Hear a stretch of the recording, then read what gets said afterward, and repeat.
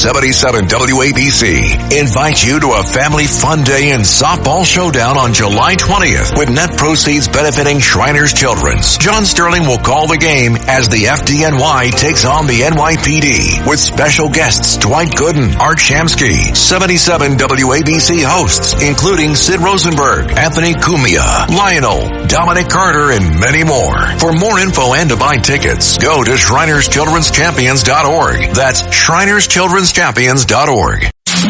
It's Another Side of Midnight. Political humorist TJ McCormick. Now, to the Bernard McGurk studios of 77 WABC. Here's TJ McCormick.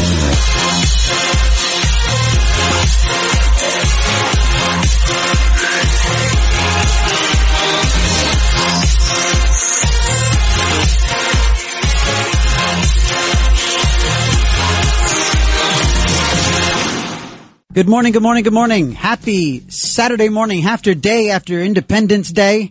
Happy another Independence Day, because today is the first day of the rest of our lives, under the auspices of the new One Big Beautiful Law, because the Big Beautiful Bill was signed. We all know what happened.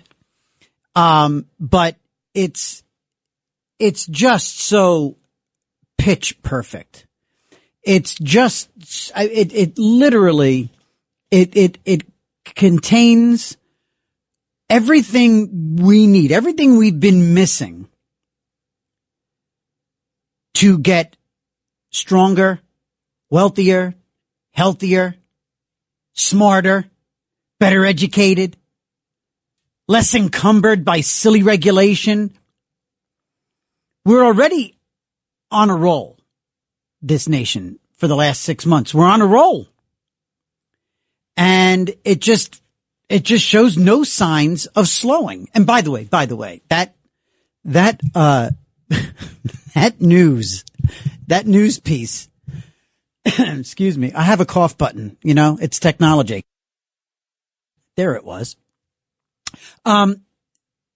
That news item about the president wanting to host a UFC fight. 25, an arena. They're going to build an arena. 25,000 people. They want to build a small arena that would hold 25, a temporary, thing. 25,000 spectators on the grounds of the White House. That is genius. That is brilliant. And that is absolutely the American way. You gotta do it. And Conor McGregor says he's in. 1-800-848-9222. 1-800-848-9222. It's another side of midnight. Here we are with me, TJ McCormick here on 77 WABC. And we are also available for you, for a comment, for your tweets, your X's, whatever, at TJ McCormick on Twitter, at TJ McCormick on Twitter, and at TJ_McCormick. TJ_McCormick on Truth Social. I'm on Truth Social, and I've been on Truth Social, but shame on me, because I have not been truthing. I have not been truthing, and I should be truthing, and I gotta tell you why I'm gonna be truthing a hell of a lot more than I ever have. And that's because I gotta say, it's a pretty cool thing to have happen to a little old yappy kid like me. I did some commentary on a television program, the last couple of days. Did a little bit of commentary this morning on this program and, on television. And about 3 hours later,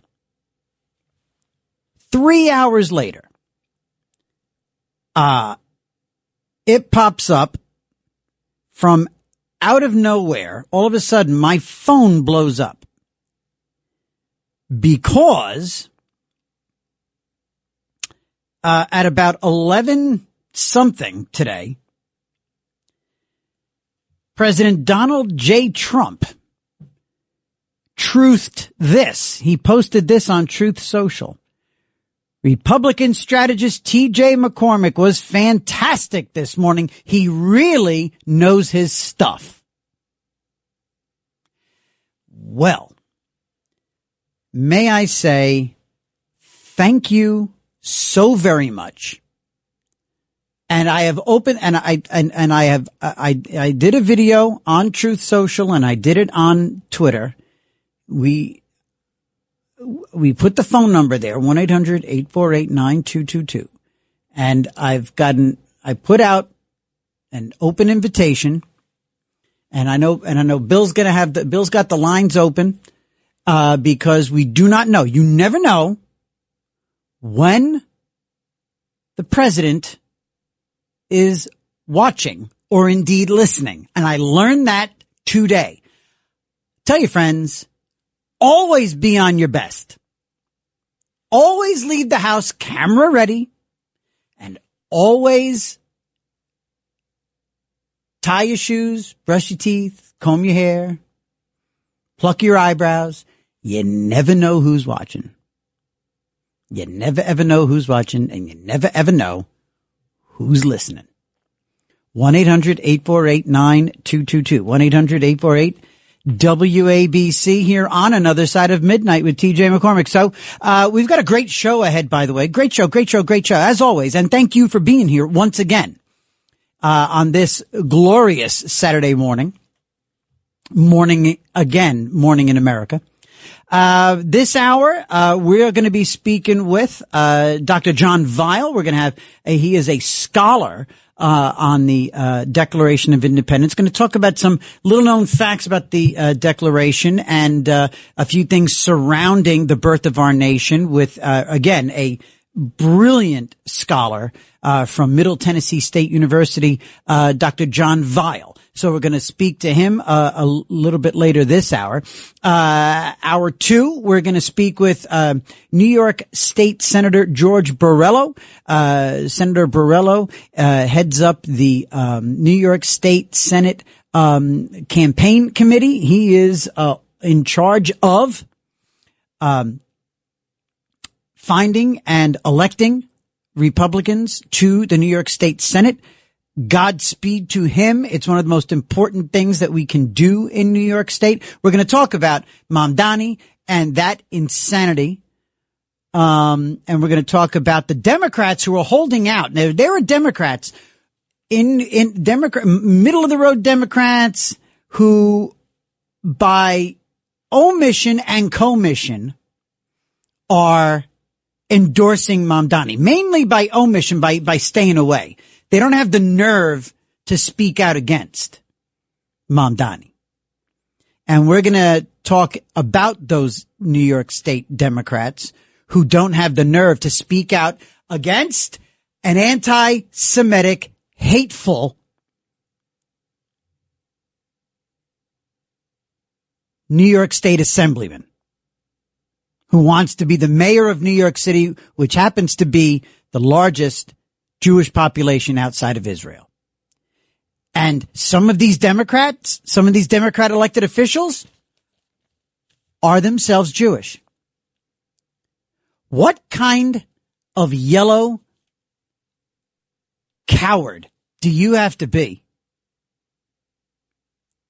How difficult. I mean, it's a no-brainer. Talk about cover. You know, listen, these are the same Democrats who kept their mouths shut and waited for the big green light for all of the sheep in the Democratic Party in New York State, all the electeds. These are the people that waited for the green light to come from on high to get on board and say it was time for Andrew Cuomo to resign. Remember that thing was bubbling and bubbling and bubbling. Andrew Cuomo, that predatory thug, that bully, that misogynistic thug. preying on women, young women, employees. Gosh, Democrats are just vile. And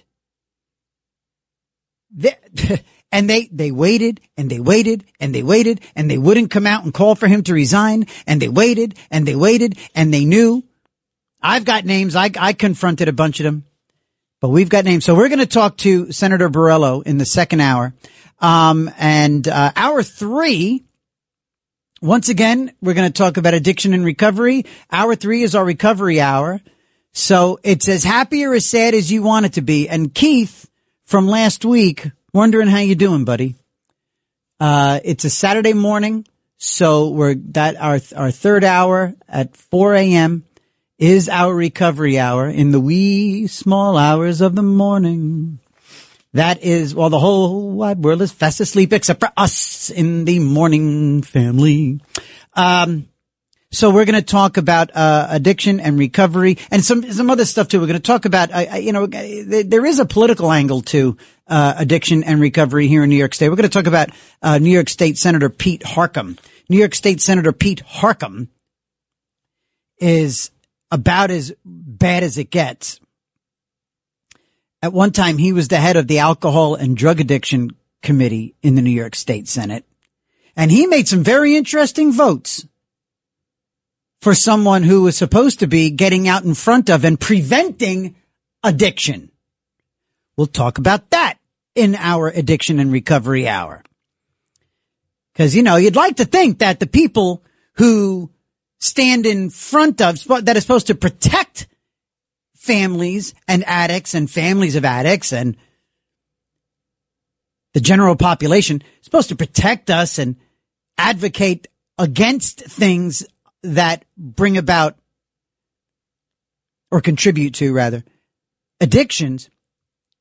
This slob, he basically passes legislation that enables, and not just enables, but enhances and worsens addictions. I'll tell you what I'm talking about at 4 a.m. Don't go nowhere. It's going to be worth it. 1-800-848-9222. I see you there, Al. We'll get to you in a second, Pally. Allie, my Pally. Pally Al. Pally Al. We'll get to you. It is 2:18 here on 77 WABC, another side of midnight. So we're going to talk about those things. And again, you just can't get away from some of these elected officials. You can't get away. My mind is a flurry right now. I think you can hear it in my voice. My mind is kind of like Joe Pesci in Goodfellas when he's telling that story and he's like, ping, and I said this and pow and bop, zip. That my brain is going ping, bow, zap, bop, doop, bep. Yeah, because I've got a million things I want to talk about. First of all, I'll rip through this. Yesterday was the 4th of July. And for several years now, I have laughed, I have giggled to myself. I've chuckled to myself. In a somewhat feminine or youthful sort of way. Because one time I leaned over to my wife, my bombshell, beautiful wife, Andrea, and I leaned over to Andy during a fireworks display. And I said to her, it's kind of fun to imagine that this is what it would look like if we were under attack by a fabulous gay army. Boom. You can't now I can't, and I tickled myself with that. Not physically. I was in public, but intellectually, mindfully, I made myself laugh because I thought, and ever since then, it just makes me laugh out loud. The thought of the concept of a fabulous gay army. Okay. Just the concept, the notion of a fabulous gay army, which Pete Hegseth has pretty much ended. But that is what I do believe. Yeah, American fireworks. That's what an attack would look like from a fabulous. And they would, and they would count it down. They would say, before they launch the rockets, they count it down. 5, 6, 7, 8. That's a thing. Anyway, so tonight I was driving through the Bronx on the way here to 49th and 3rd in Midtown East, and just off the lovely FDR. And I was on my way here this morning, and it was interesting to drive through the Bronx on the Bruckner Expressway, because all of the fireworks. See, the Bruckner Expressway is a raised expressway. It's a few stories above street level. And as you're driving through on the 4th of July, all of the neighborhood folks who had their own illegal in New York fireworks that they were blasting off at street level in the Bronx, in the boogie down, when they lift those up, because they're not, professional grade, they're, side of the road in Pennsylvania and Connecticut. Those things launched, and when you're on the Bruckner, they're exploding right at the driver's wheel. Those things are exploding right in my peripheral vision. I actually felt like I was driving through an attack by a fabulous gay army in the boogie down Bronx. All those shells were blowing up right at right at dashboard level. Really distracting. And so, on the way here too, I heard the news reports. If you've been listening in the last couple hours here on 77 WABC, you've heard Liz Radabali, read you the news and talking about the governor's Ride Inside, Stay Alive campaign. Because there are still these dopey urban teenagers riding on top of subway cars. And where'd this last kid die? This last kid died, was it Queens Plaza maybe or Jamaica State? I don't know where the kid died, but fell off the train on the tracks. And so Kathy Hochul and the brain trust at the MTA and I guess NYPD and the mayors, I don't know, but it's Kathy Hochul, dopey governor. She has launched this Ride Inside, Stay Alive campaign. And it's just more dopey, stupid, state level. We got this great idea. A bunch of idiots like me, a bunch of dopey comms guys, or probably some nonprofit dropped something in her ear, or some special interest group, or somebody said, hey, this would look good. This would be something positive for you to go to an urban neighborhood, go talk to some teenagers of color. We'll do a great presser. It's not going to save one life with a dopey, rhymey phrase, a catchphrase, lingo, like Ride Inside, Stay Alive. The dopey kids that are doing this stuff, like they're gonna hear this, like they're gonna see a PSA on Channel 11 or Channel 5. They're gonna see a PSA commercial. A message from Governor Kathy Hochul. Hi, I'm Governor Kathy Hochul, and my face is not gonna move for this entire commercial. We want you to arrive alive, so make sure you ride inside so you arrive alive. Ride inside and stay alive. That's it. And some kid in Brooklyn is going to go, oh, you know what? I was going to be riding. Yo, dudes, let's not do it. We should, instead of getting on top of the car, let's get inside. Then we will arrive alive. It's not going to happen. It's not going to save a life. You know what? It's so dorky and so stupid that I submit this. She's going to encourage these contrarian teens into jumping on top of more subway cars. Because she could not be more dopey, more Caucasian, more out of touch, or less in touch You know what they need? They need a scared straight. We need images of the aftermath of this kid falling off that whatever train. Some people never learn, Tony. Some people never learn. And you know what? They're never gonna learn with stupid ride inside, stay alive. Bing bong. Welcome to the Q train. Reminder, if you are climbing on top of the car, do not do so. Getting on top of the train is dangerous. Ladies and gentlemen, Governor Kathy, welcome to the Q train. Governor Kathy Hochul wants y'all to ride inside. So please. Steve in Manhattan has something on this. Steve in Manhattan wants to talk about train surfing. Good morning, Steve. Welcome to Another Side of Midnight. They're stupid. They're so stupid. Do you think a rhyme, do you think a Mother Goose phrase is going to keep these kids from climbing on top of these subways? Bing Crosby singing White Christmas wouldn't stop it. TJ, your show, I really mean it. You're a ball of energy, and I will talk about the trains. I'll give, because I like you, I'll give you some inside information about that. Okay. But if you let me do a little mayor's talk too. Go right ahead. These kids, I've heard them a few times. You know, I live in the city. I've heard announcements on the trains, usually some kid or girl, 17 or 18, listen up and, stay inside. I could tell you that some of these kids, people might have a hard time believing this.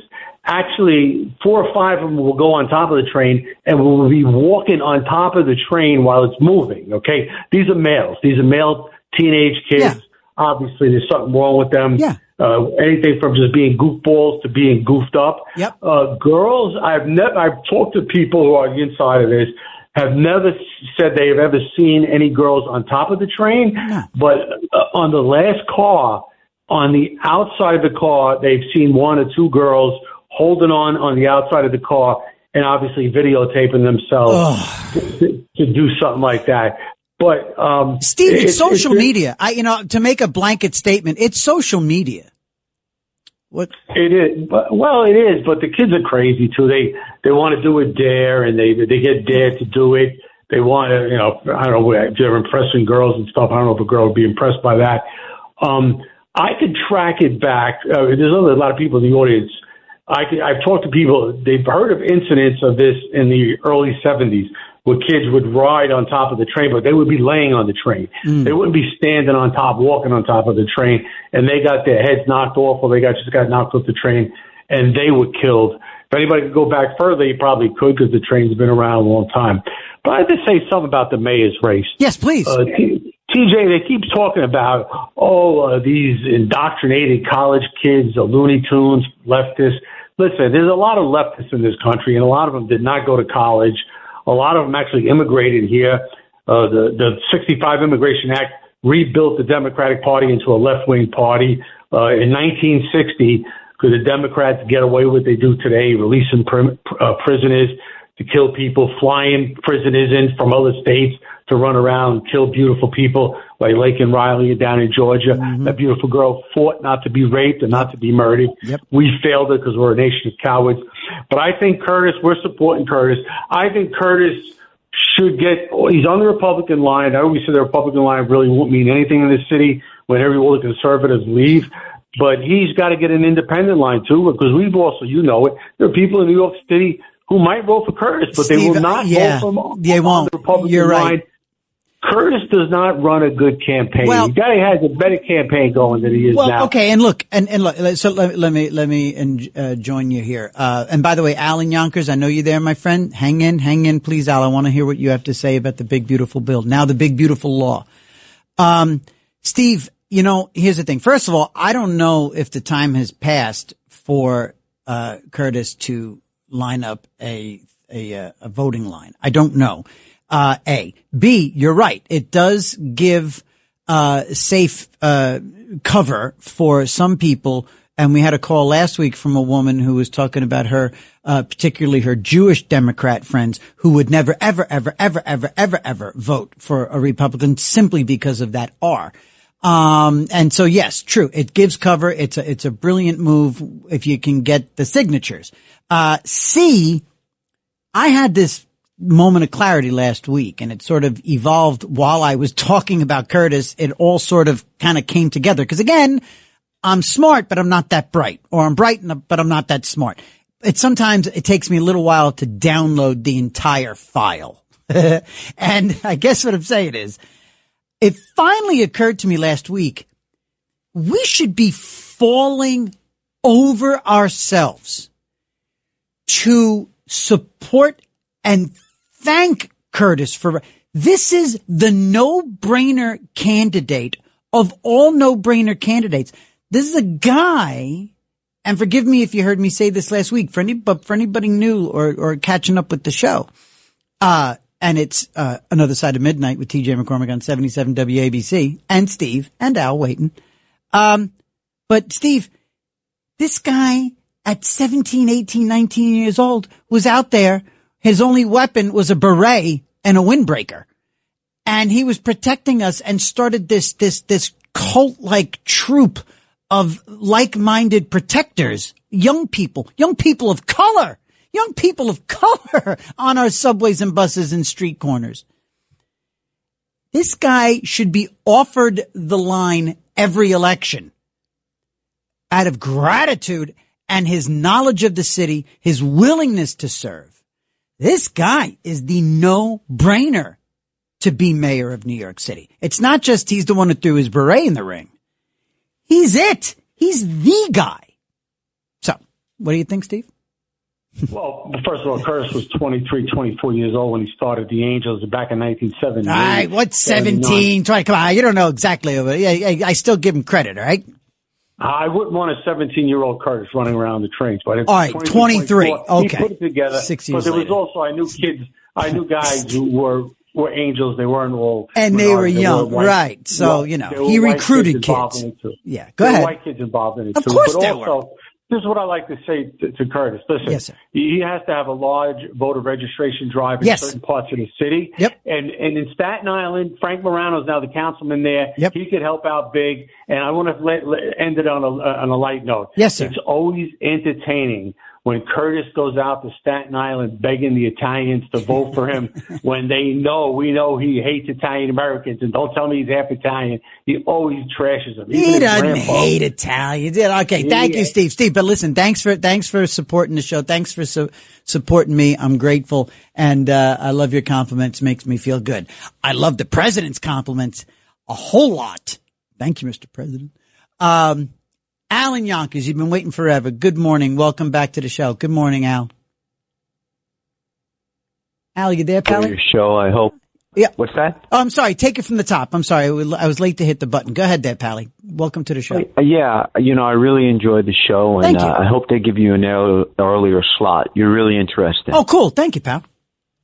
Yeah, they really should have you coming in at 12. So I hopefully the hierarchy there does what's right in the future. Yeah, if you don't mind, I just wanted to just touch on the mayor's race instead. Do you mind? Sure, go right ahead.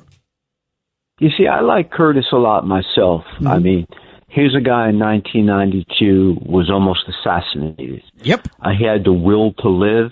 Mm-hmm. The pain he endured really moved me one day when I heard him talk to Sid. Mm. And I said, geez, what pain this guy went through. Mm-hmm. The only thing that people seem to forget with Curtis, mathematically and realistically in politics, the Republican line alone cannot get him elected. I'll tell you why. Mm-hmm. He'll tell you he has a second animal type line, like people who like pets. It's a political line that's a line, like an independent line, but it's not serious. Mm-hmm. Even when Giuliani won, a lot of people miss this when they don't talk about how he won. Right. When Giuliani lost to Dinkins in '89, he in '93 came back, made a deal with the Hardings, got the liberal line, and that's how he beat Dinkins. He got over the top with the liberal line. If he didn't have the liberal line and just the Republicans, Dinkins would have beat him again. Right. Yeah, So that third party line goes a long way. I live in Westchester. We've had the common sense line. Oh, that's right. You're in Yonkers. You're in Yonkers, you know. And the conservative. You remember O'Rourke would win with the conservative line all those and we years. have we still have a great conservative party. It's an actual party. Yeah. But those extra voting lines, remember, back in the day, Rob Astorino was running for governor against the thug Cuomo, and we had the Common Core, no Common Core line. Yeah, even Vince Nitrella, he was he's passed away. He was a great guy, probably the only decent politician I've ever met. Right. Because most politicians will stab you in the back. Yeah. He was a conservative county leader for years in Westchester County, and his line was the difference with the O'Rourke to get him over the top. Hey, and listen, this year we got to support Christine Schulte. She's we got to knock out Ken Jenkins. We got to get rid of Jenkins. Hey, listen, Al, I got to take a break. I'm at the bottom of the hour. I took my eye off the clock. I'm grateful for you calling, and thank you for your kind words. And it means a lot. It means a whole hell of a lot. So thank you, pal. All right. It is 2:36 and 56, 57, 58. It's 2:37 in the morning on 77 WABC. It's Another Side of Midnight with me, TJ McCormick, 1-800-848-9222. We shall return.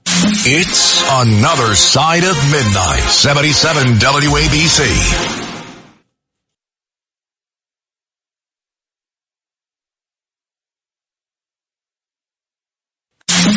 It's Another Side of Midnight. Political humorist TJ McCormick. Now, to the Bernard McGurk studios of 77 WABC. Here's TJ McCormack.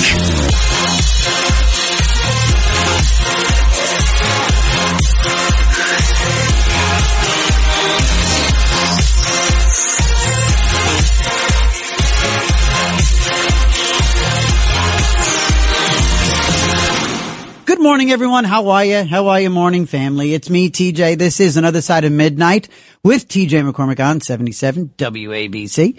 And we are at Twitter. We are on Twitter at TJ McCormick, and on Truth Social at TJ_McCormick. And because I'm down with, in a big way, I'm down with Truth Social now. So yeah, for sure. Anyway, so please join us over there. You can also grab the 77 WABC app, and anywhere you are in the whole wide world, you can listen in on WABCradio.com. So this morning we're talking about a number of things. We are lining up, queuing up our conversation with Professor Weil about the Declaration of Independence, and then so that's going to come up in the second hour, and then also in the second hour we're going to talk to New York State Senator George Borrello. He heads up the New York State Senate Republican Campaign Committee. He's in charge of putting good conservative Republicans into the New York State Senate, which is something we desperately need. Where did I put this list here? I got this list. Oh, there it is. I put it over here for easy. Yeah. Okay. Right. Good. Right. Well done, TJ. So we've got a whole list of Democrats here who have either endorsed Mamdani or have remained silent. And there's a couple here. We've got Democratic leader Andrea Stewart Cousins and Deputy Leader Michael Gianaris. James Skoufis. Skoufis conveniently rhymes with doofus. He's up in Orange County. Jessica Scarcella Spanton on Staten Island. If anybody is represented by any of these losers, by all means, 1-800-848-9222.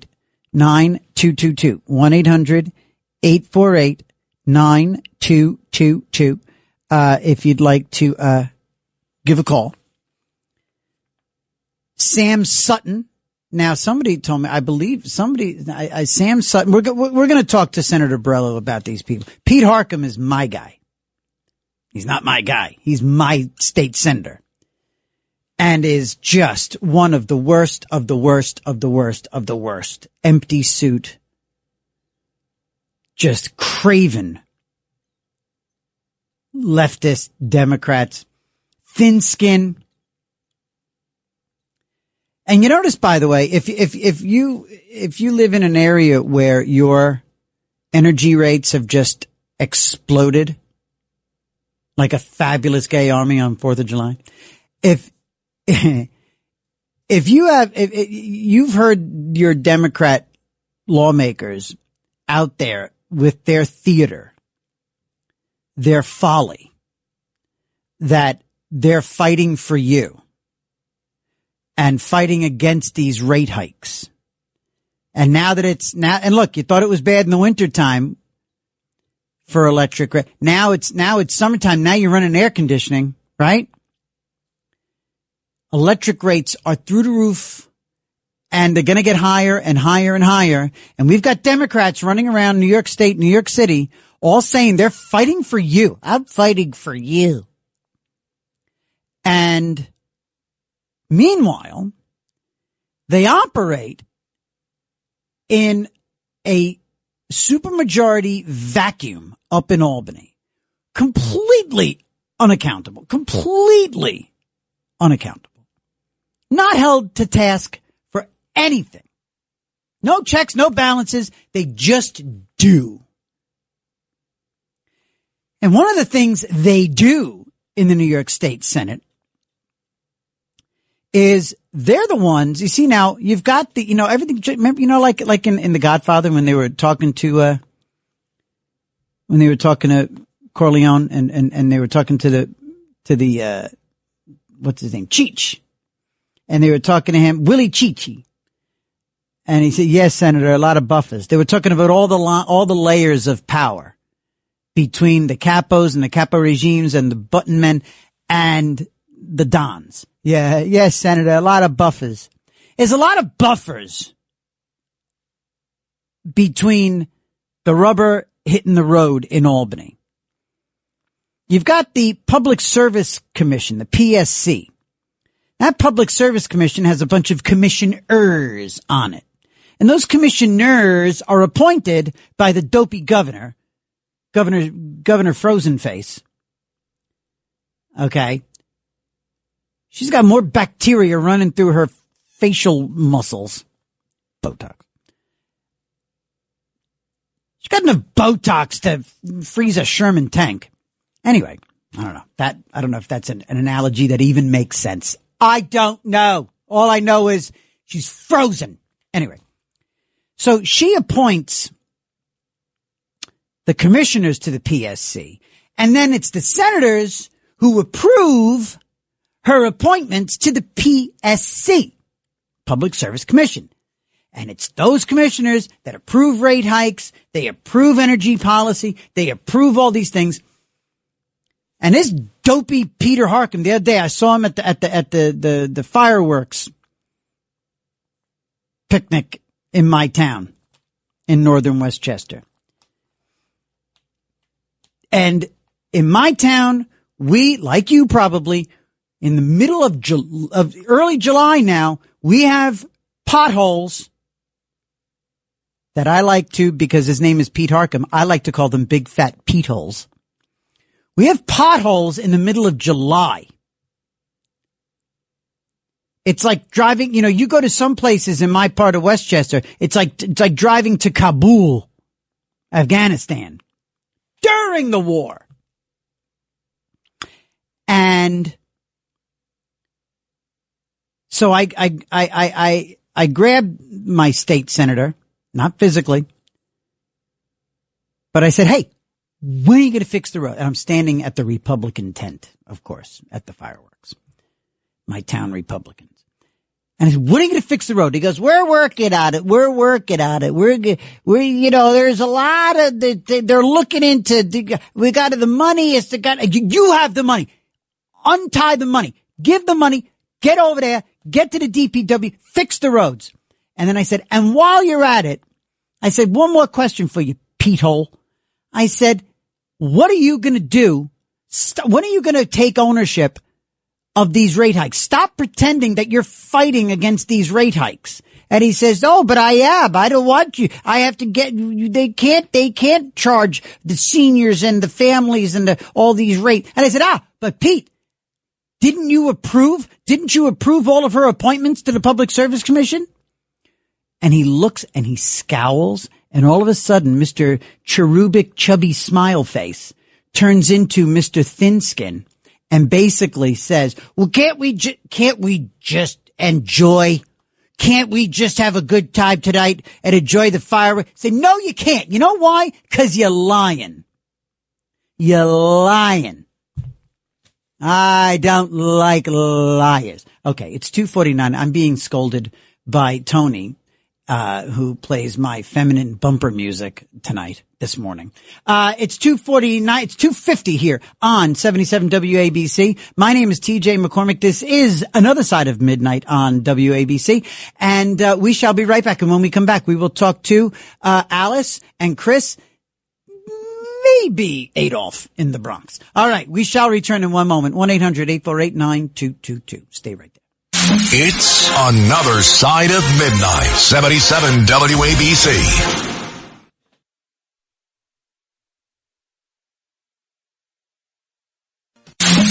It's Another Side of Midnight. Political humorist TJ McCormick. Now, to the Bernard McGurk studios of 77 WABC. Here's TJ McCormack.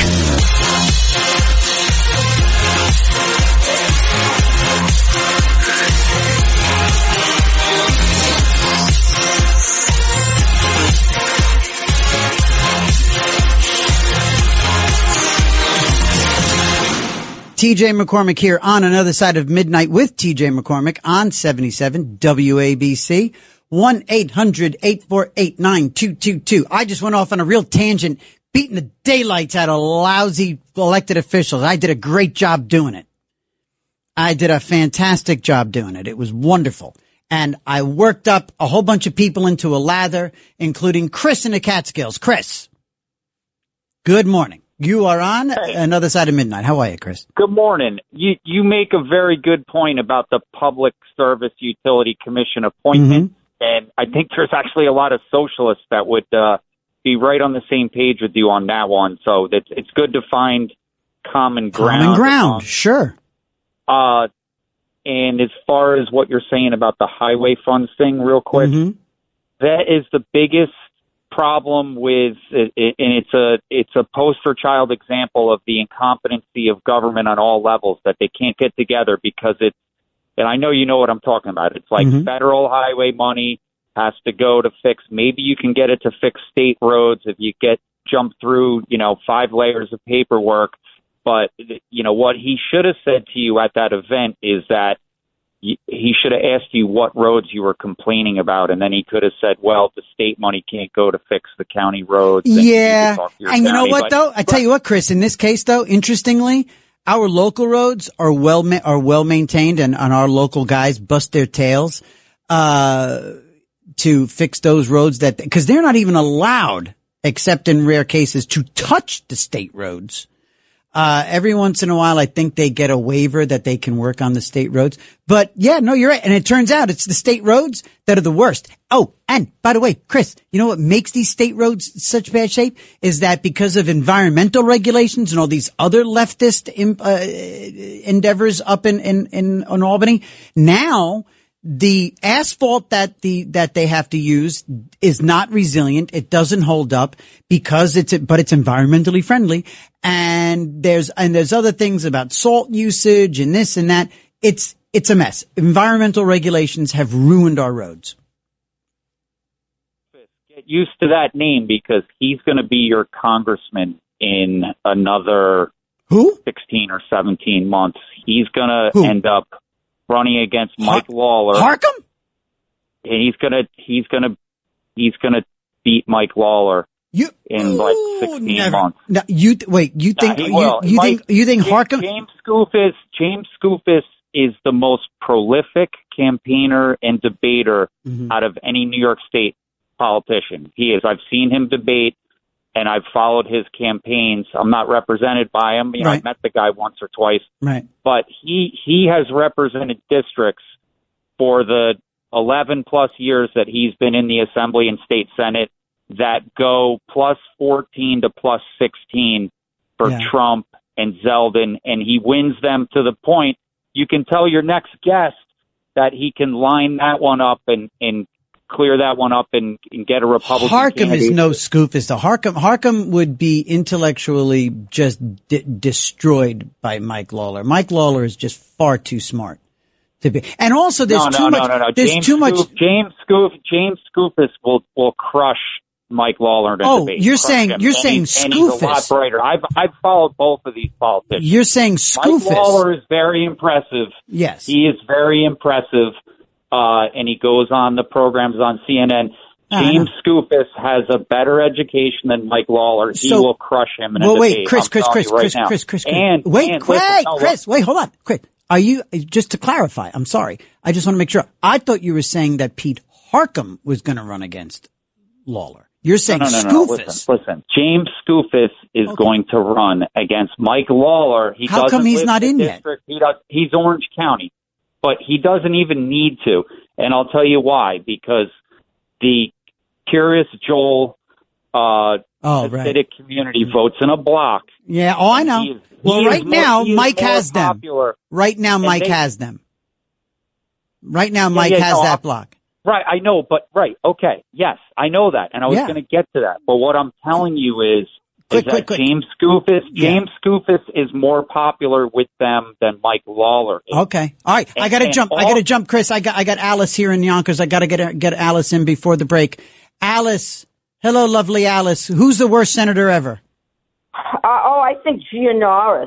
He, unfortunately, my state senator, he never met the criminal he didn't like. When Cuomo signed that, the bail reform, Gianaris was all for it. Also, he's for very late-term abortion. He is Greek Orthodox, and I keep hoping that the Greek Orthodox Church will say something about him, but they won't. Is it big now? Again, how is it that look, we see Catholics left and right. President Biden, for crying out loud. Cuomo. I remember I was working for the Archdiocese when Cuomo passed, and remember when they celebrated? Remember when the Democrats were popping champagne and lighting up the Empire State Building in pink to celebrate late-term abortion? And abortion run wild. Remember these tone deaf Democrats celebrating and popping corks. Oh, I remember. Right? I was working for the Archdiocese. Can I tell you? You know how many phone calls came in from Catholics begging to disallow Cuomo from receiving communion. The phone was ringing off the hook. So it's interesting. So I didn't know that Gianaris was an Orthodox Greek. Boy, you'd like to think that the bishop would take him aside and take him behind the shed and give him a shouting, right?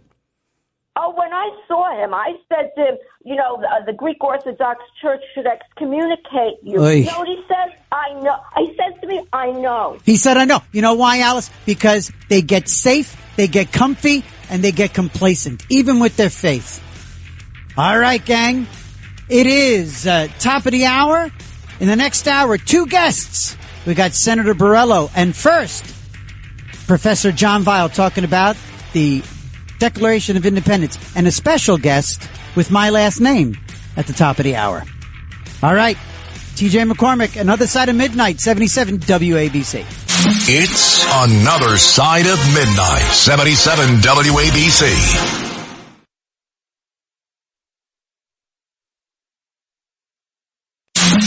It's Another Side of Midnight. Political humorist TJ McCormick. Now, to the Bernard McGurk studios of 77 WABC.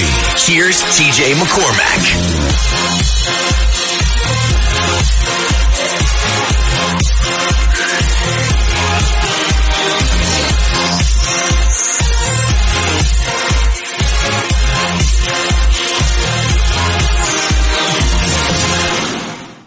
Thank you so much for being there. Thank you.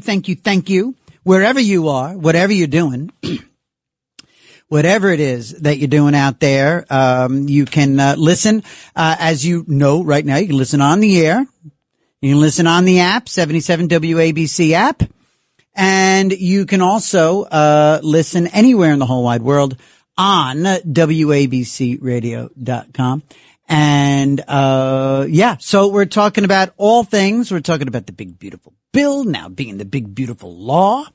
And we are talking about the mayor's race. We're talking about and I think, okay. I think we're going to go ahead and do it. Yeah, let's talk to line 2 real quick. Near and dear, maybe the most important call I'll take. I'm certainly going to be the most important. Good morning. You're on the air. Hello. Hello. There's only one Trixie in my life. There's only one Trixie in my life, and that's my daughter. Are you calling me from Paris, my baby? Yes. Listen to this. Everybody, I have a beautiful bombshell stunner of a wife, and she has my 2 gorgeous girls. They are they're in Europe visiting my in-laws in England, and they took a side trip to Paris, and we are right now talking to my Beatrix, my Trixie, the one and only. How are you, baby? I'm good. How are you? I'm well. What time is it in Paris right now? 9:08.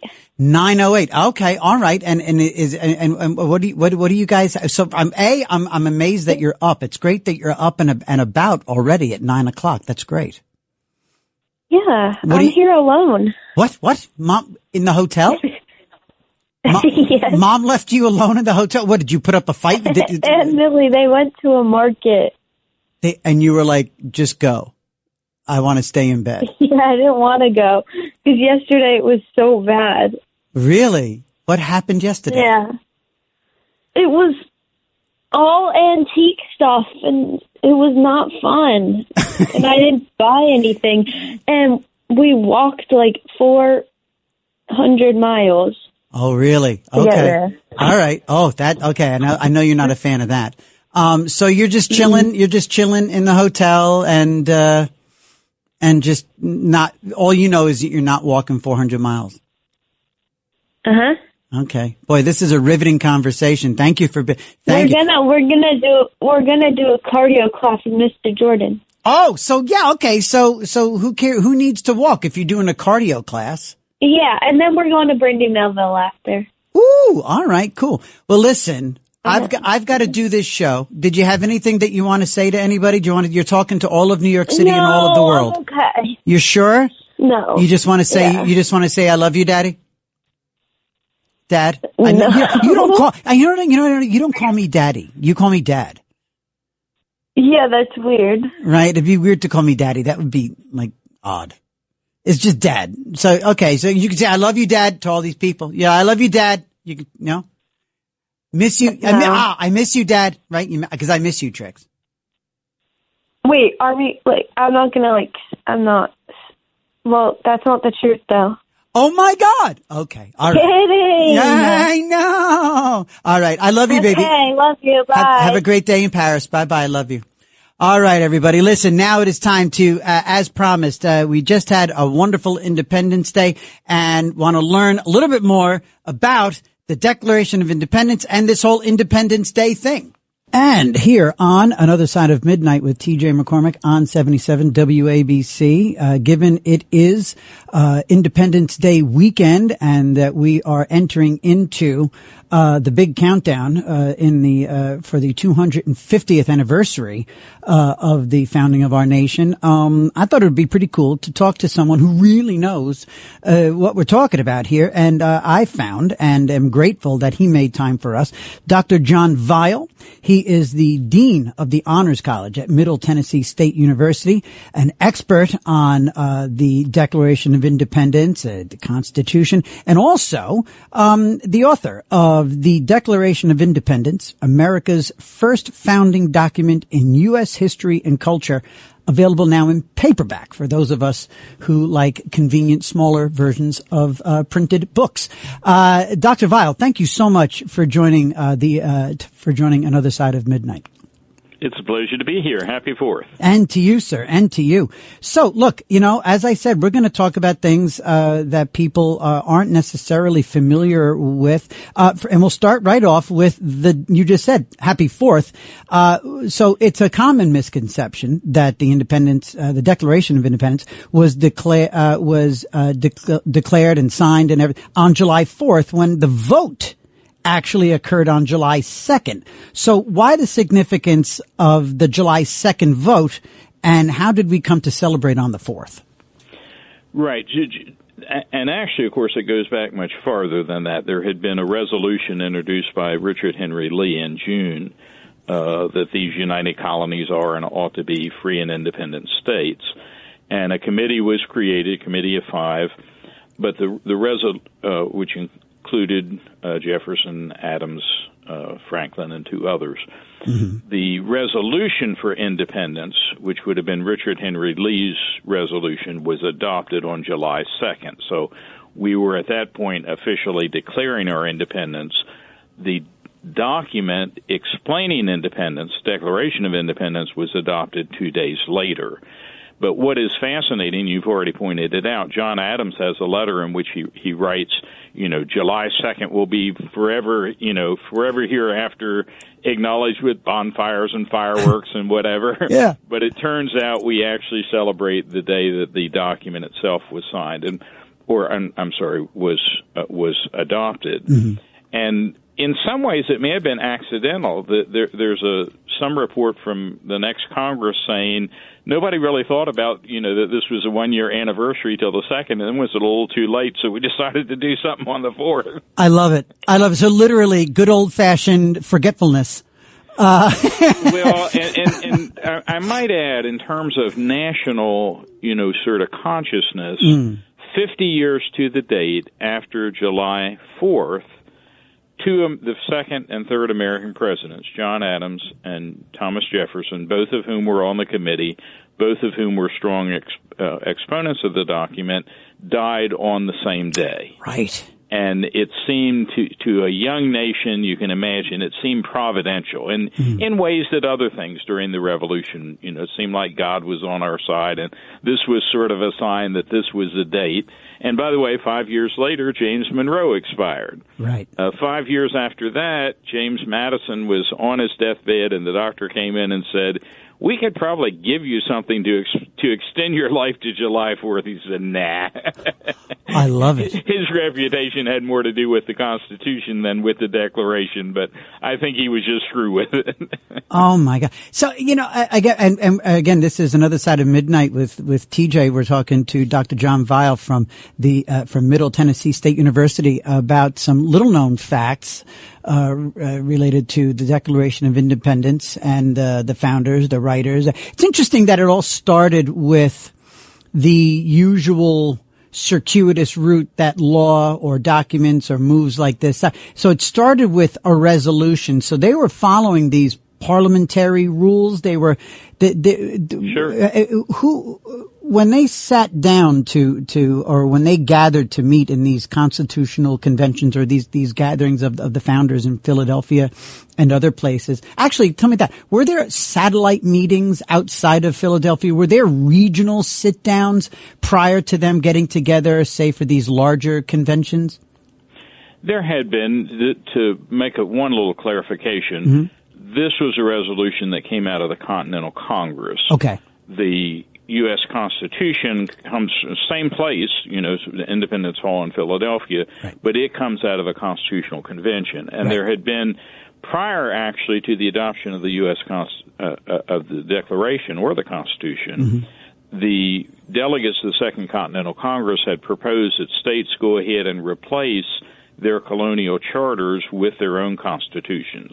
And many of them, Virginia being a good example, also adopted Declaration of Rights. George Mason authored that. And so these, even before the nation, all 13 together declared independence, essentially states had already begun doing so.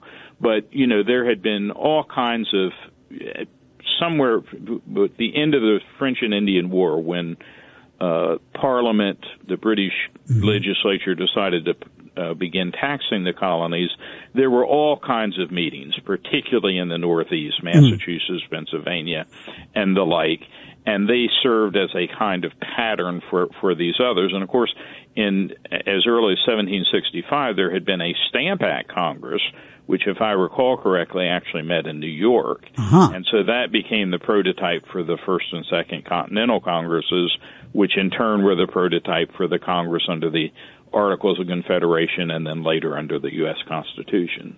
Wow. This is fascinating stuff. So the Declaration itself, largely attributed, universally it's accepted that it was, that Jefferson was, the major mind behind the writing of it. But yes. but there was some collaboration. You already mentioned Adams. And there were further changes made by the group.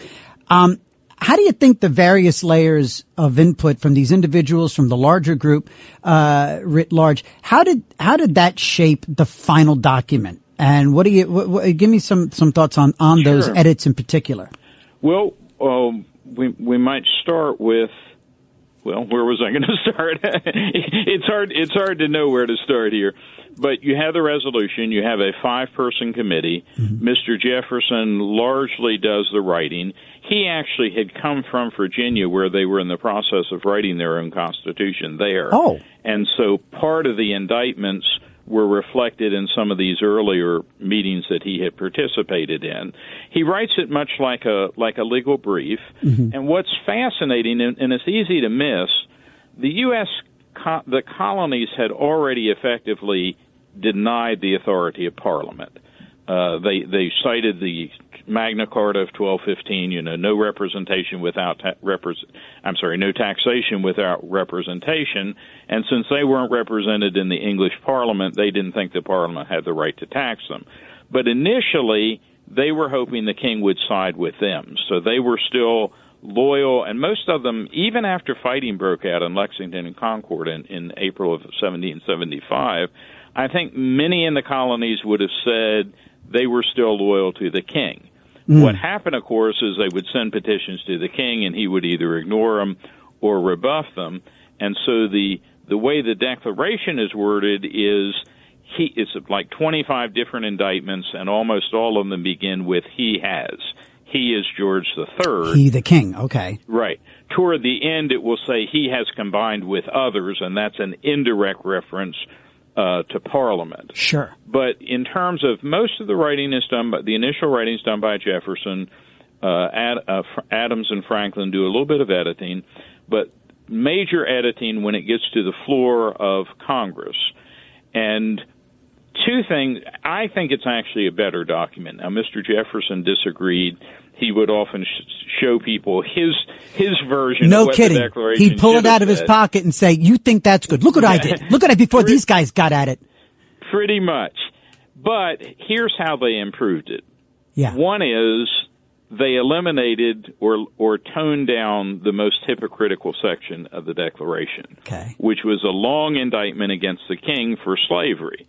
Well, the colonies, particularly in the South, had no immediate intention of freeing the slaves, so you're condemning the king for something that you're continuing. So I think the hypocrisy of that was just so evident that it was taken out.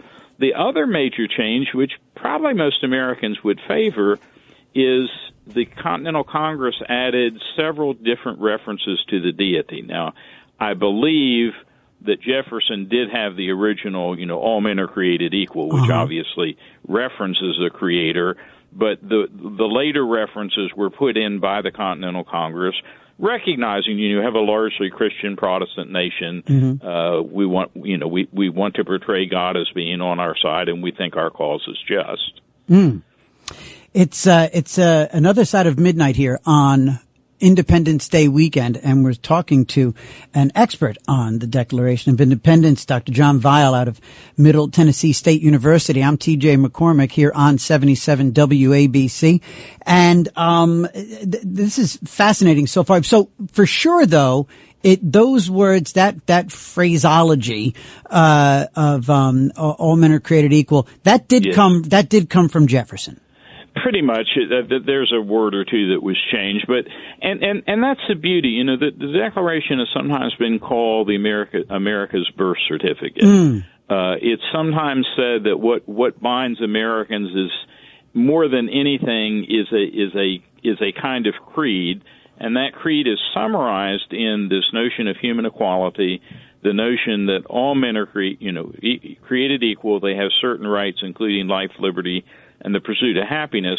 And that last phrase is particularly interesting because if Mr. Jefferson had followed John Locke and others, he probably would have put the word property in there. And instead, he widened it out.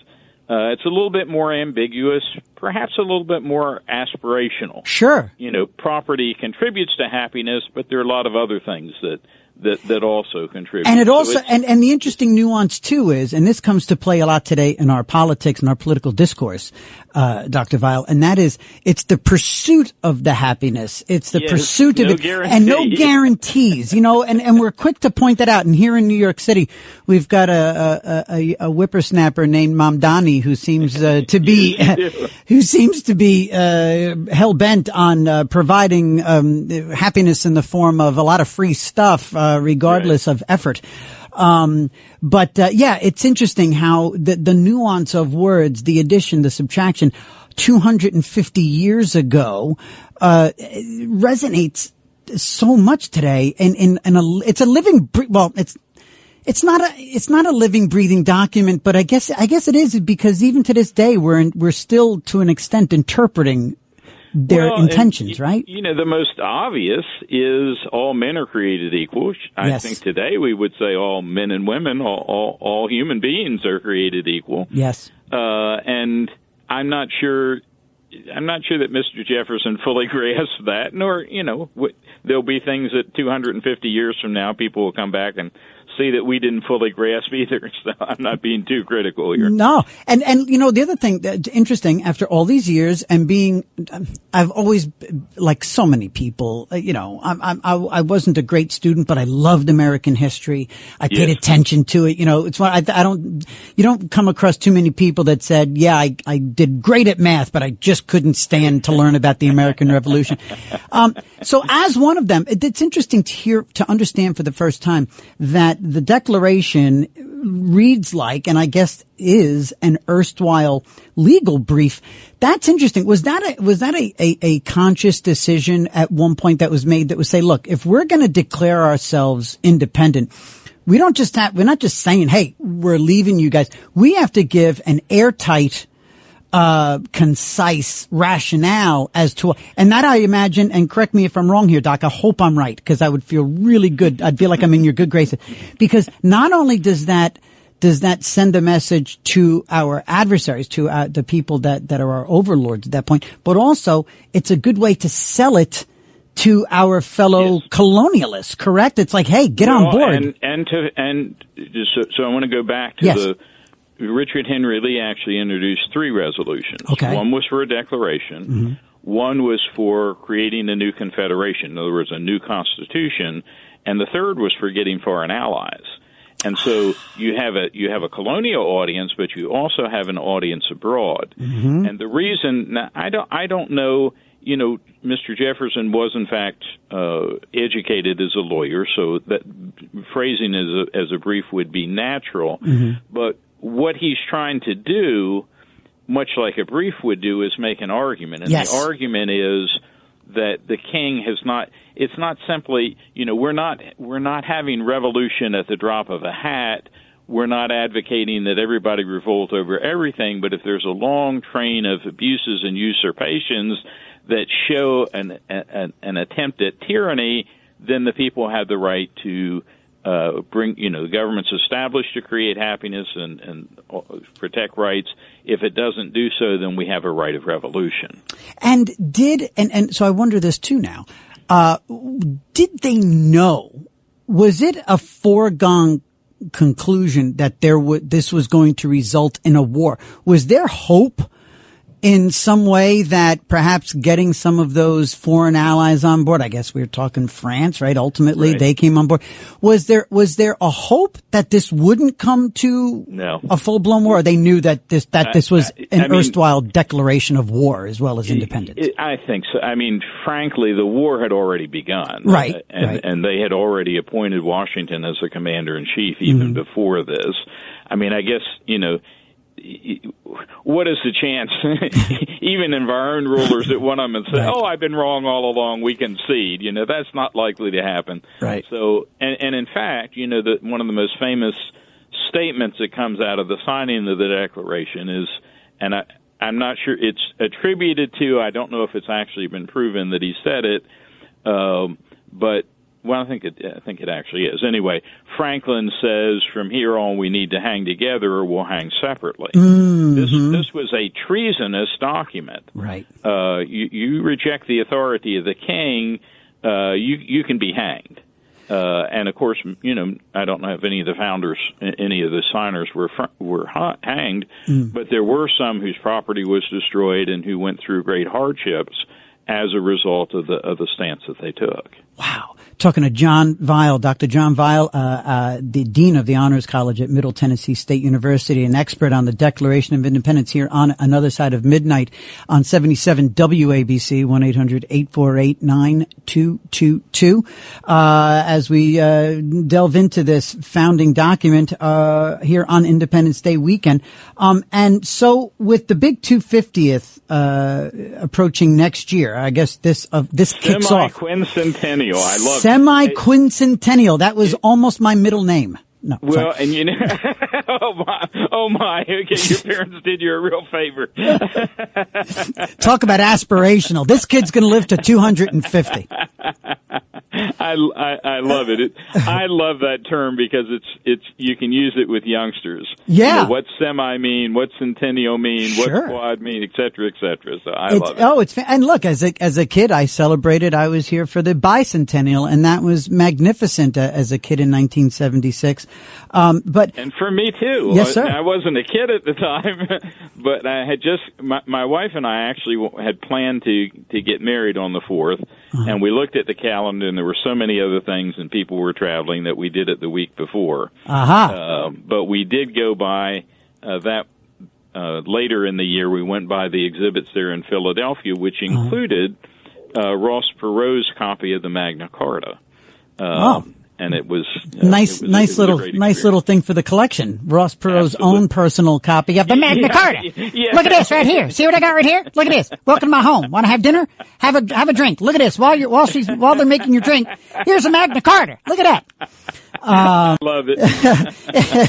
Semi-quincentennial. And so with look under the hood. Right? Yeah, right. Exactly. If not but for. Right here, Magna Carta.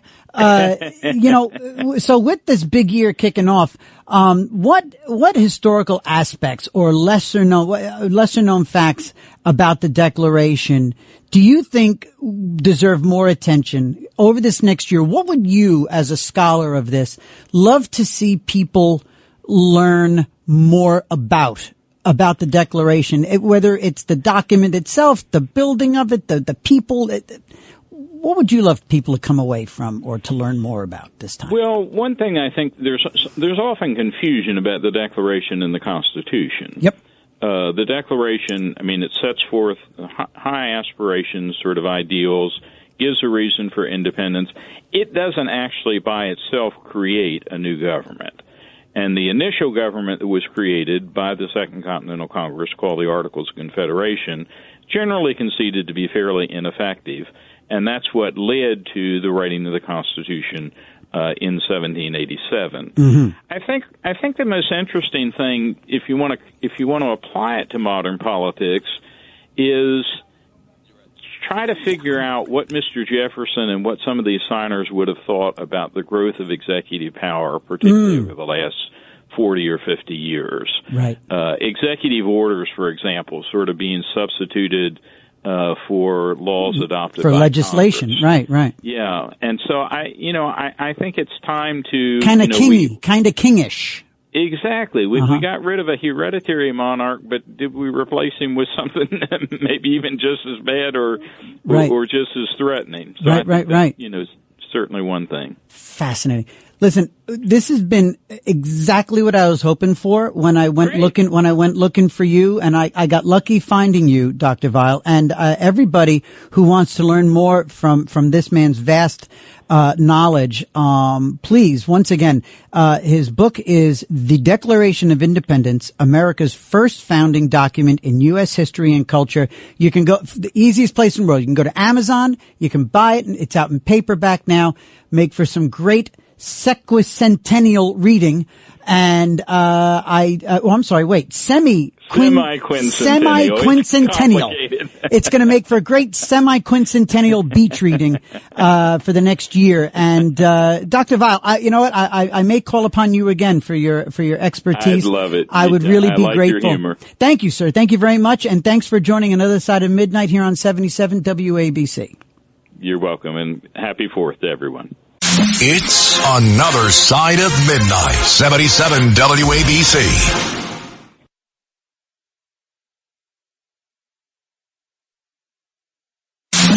It's Another Side of Midnight. Political humorist TJ McCormick. Now, to the Bernard McGurk studios of 77 WABC. Here's TJ McCormack.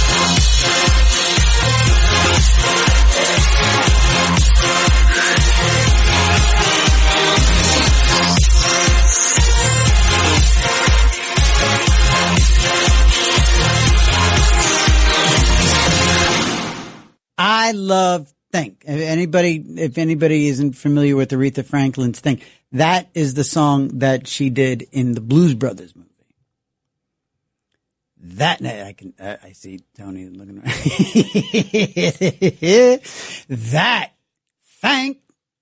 Think about what you're trying to do to me. Yeah. Woo!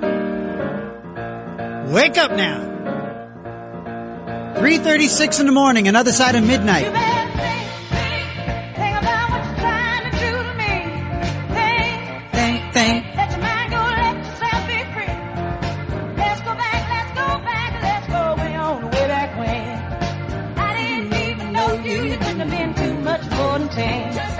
I ain't no psychiatrist, ain't no doctor with degree. It don't take too much IQ. See what you're doing to me. You better think about what you're trying to do to me. Yeah.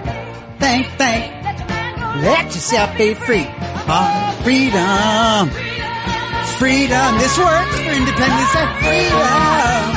Yeah, freedom.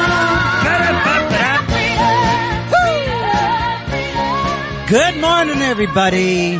It is Saturday morning, July 5th, 2025. It is Another Side of Midnight with me, TJ McCormick, and Bill and Tony. We are here on 77 WABC. And that was a great conversation. I hope you enjoyed it too. Dr. Weil is a really, he is just, historians are interesting. It is a passion. Yeah, I mean, there's a great history podcast called The Rest is History. It's on BBC. It's a BBC production. And it's historians just, boy, they love telling you. They love telling you stories. They love imparting what they've learned. They get excited about it. There's a passion there. And Dr. Weil was great. When I went looking for someone to come on and talk about the Declaration, he was really like it was the second book that I found. And thank goodness he was available and willing on short notice. And that was wonderful. So thank you to Dr. Weil, and we'll definitely call upon him in the future. So it is 3:38, and we are discussing more than a few things here. We've been talking about, Independence Day. We're talking about the big, beautiful bill. Talking about New York City politics and the dopey woman at the top of the pyramid here in New York State. Kathy Hochul is just a tragedy on feet with a face that doesn't move. And the race here It's interesting how Mamdani is dominating he's dominating every conversation about politics in America.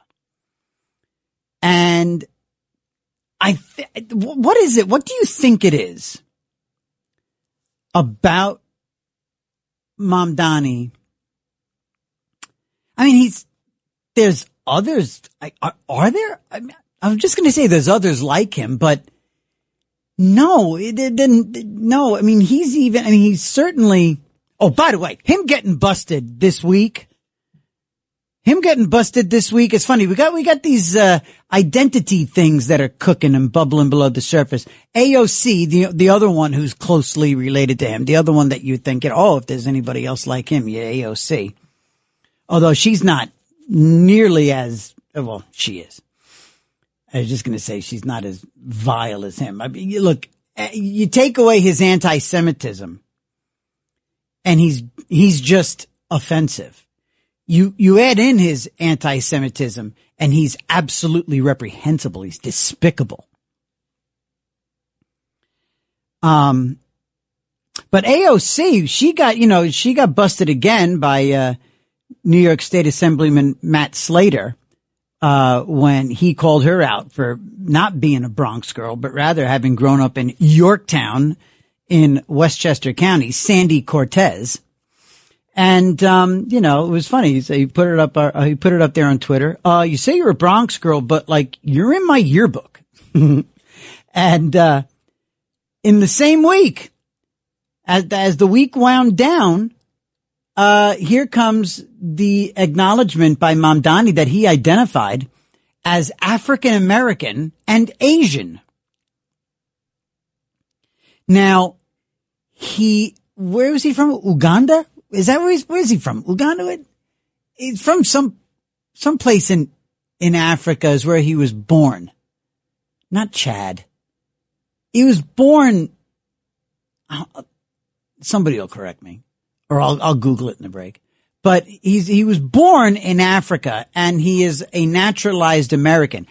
But and I know, and Tony knows, and Bill knows what African American means. It ain't an Indian dude born in Africa who is a naturalized American citizen. African American is black. Pretty sure that's the general concept. And Asian in America, Asian is not East Asian Indian subcontinent. No, Asian in America means Asian from Asia, like Korean or Japanese or Chinese. He knew what he was doing. And that was on his application to Colombia. And by the way, how is it that this interim president of Colombia is still the interim president of Columbia University? Because she got busted having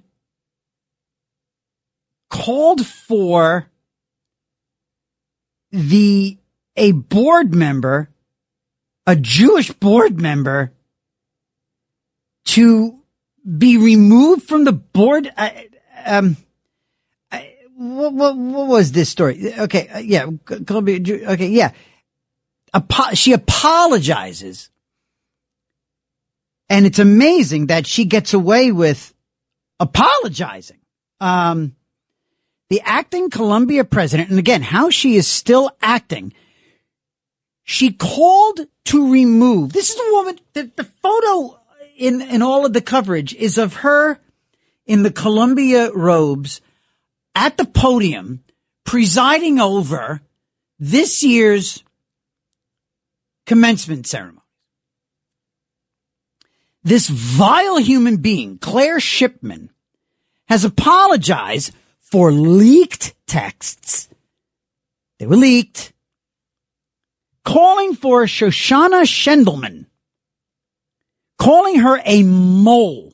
I don't know. I know sometimes the headlines go by and you see, oh, the Colombia president, she got caught calling for whatever. And as bad as it is, unless you read she called Shoshana Shendelman, a member of the Columbia University board.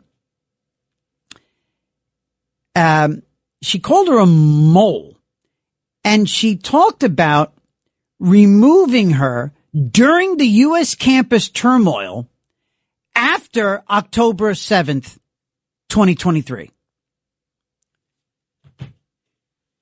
If anything is upside down and bizarre and bizarro, it's this.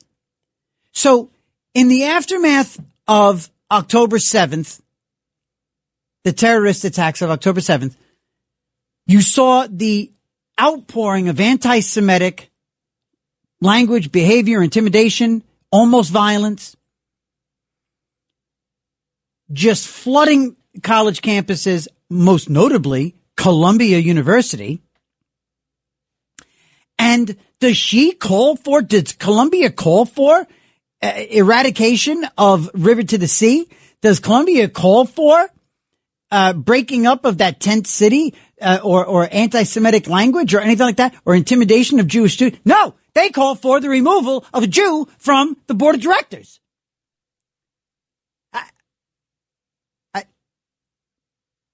Speechless. Speechless doesn't work well on the radio. Speechless doesn't go very far on the radio. 1-800-848-9222. 1-800-848-WABC is the phone number. How is it that the left gets away with just apologizing way after the fact for some of the worst stuff imaginable? How many times is anti-Semitism going to come out and bite these Democrats in the ass? It's 346, 1-800-848-9222. My name is TJ McCormick. This is Another Side of Midnight on 77 WABC. We shall be right back. It's Another Side of Midnight, 77 WABC.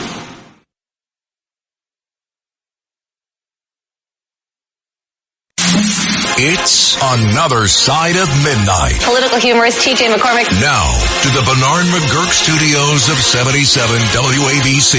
Here's TJ McCormack.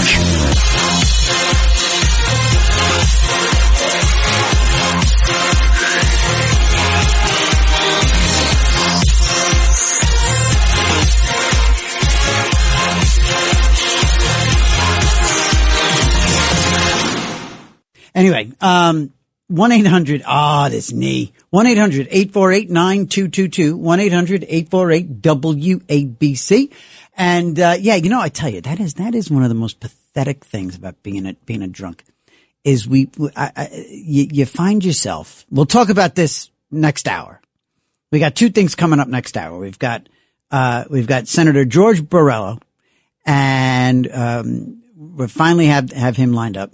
And we're going to also in the next hour, as we always do in the 4:00 hour, we're going to talk a little bit about recovery. And tomorrow, this morning, yesterday, last week in July, this morning, we're also going to talk about other kinds of addictions. We're not just talking about booze, but a few other things that have been really enabled here in New York. And one of the interesting things too is there's a great clip that they play every once in a while as a promo for Greg Kelly here, who is just one of the best. God, that's such a good show. And Greg talks about the proliferation of pot, weed all around New York City, and how it's just being, people are starting to finally turn. Anyway, there's one sad thing, pathetic thing, and that song Brandy. These drunks, you sit there at the bar and the pretty bartender, you always think you have a shot. And it's kind of pathetic, and it's kind of sad for her too, because she has to sit there and put up with the drunks at the bar who are hopefully pleasantly, pathetically making passes with every drink they buy. And when it's alcoholics, it's a lot of drinks. Anyway, that sounds like that song is actually about. But on the subject of Mamdani, by the way, just to dip back to that real quick, the one thing that concerns me, and again, today I had the president's ear, and the compliment that the president paid me on Truth Social was just the most incredible shot in the arm. And again, I am so grateful to President Trump for his kind words that really blew up my phone today. And if you want to see it, go check it out on Truth Social. Really very kind to him. It felt good. It was nice. But if I was to offer any sort of counsel to the president when it comes to Mamdani, is that Mamdani, being a lily-livered little weakling, coward, anti-Semitic, hateful little leftist,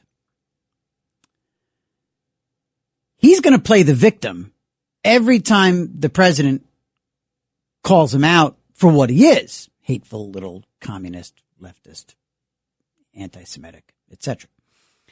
And every time Mamdani gets to play the victim, there's another angle. There's another facet to this lousy diamond. The other facet is this. It gives those moderate Democrats who are kind of waiting in the wings and they don't have the nerve to come out and fully endorse. All right. I'm talking about Democrats like George Latimer, talking about Democrats like Pete Harckham, talking about Democrats like Ken Jenkins, the pathetic Westchester County executive, talking about Democrats like Sam Sutton and James Skoufis and Andrea Stewart Cousins, John Liu out in Queens. It gives them the wherewithal to defend, because, right, Trump bad, Trump bad, Trump bad for all these Democrats. That they wake up in the morning, first thing out of their mouth is Trump bad. They go to church, body of Christ, Trump bad. Amen. Boom. So they have no problem coming out and defending an anti-Semite communist like Mamdani when it's big bad Trump taking shots at him. So it gives them cover with the far, far, far, far left who want them to endorse Mamdani.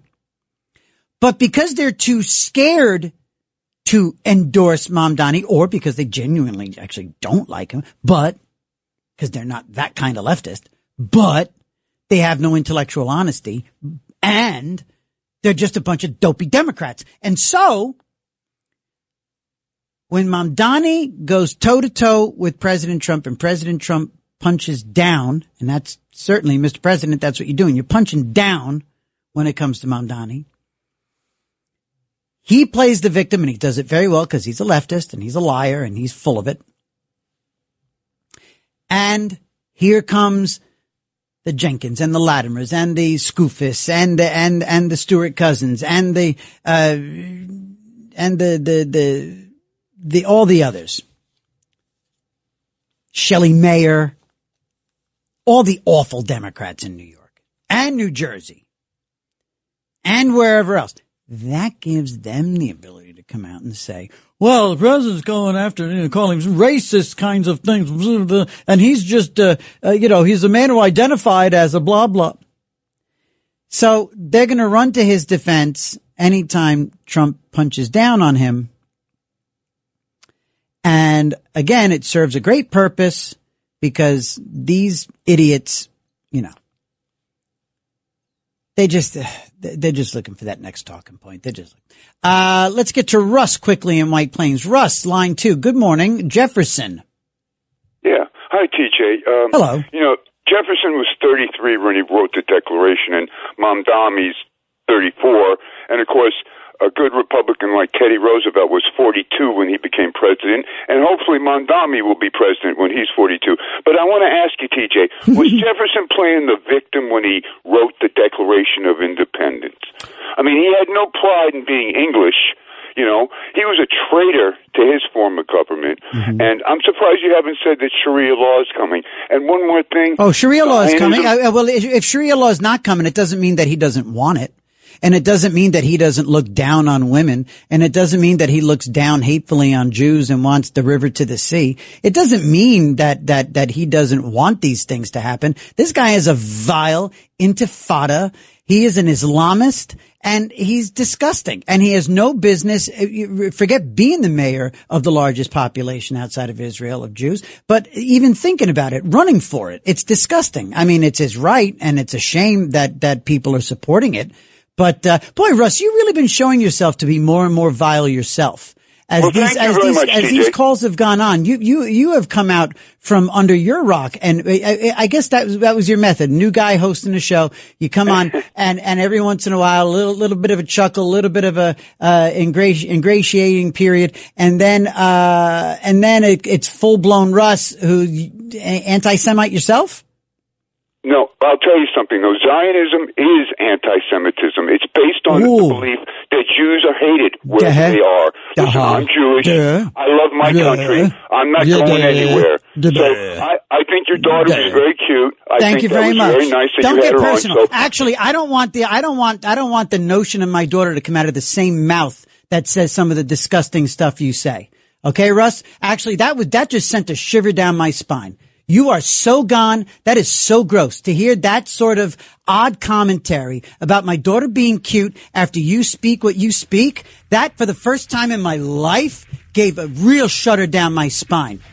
I'm so glad I just remembered I'm on the radio and didn't curse. You are scum. Last time you're ever on the show, Russ. Double S. SS. That fits. 359. Woo, angry TJ. I'm sorry. 77 WABC. I'm not. He's a jerk. 77 WABC, Another Side of Midnight with TJ McCormick. We come back, Senator George Borrello and Recovery Hour. Half hour. It's Another Side of Midnight. 77 WABC.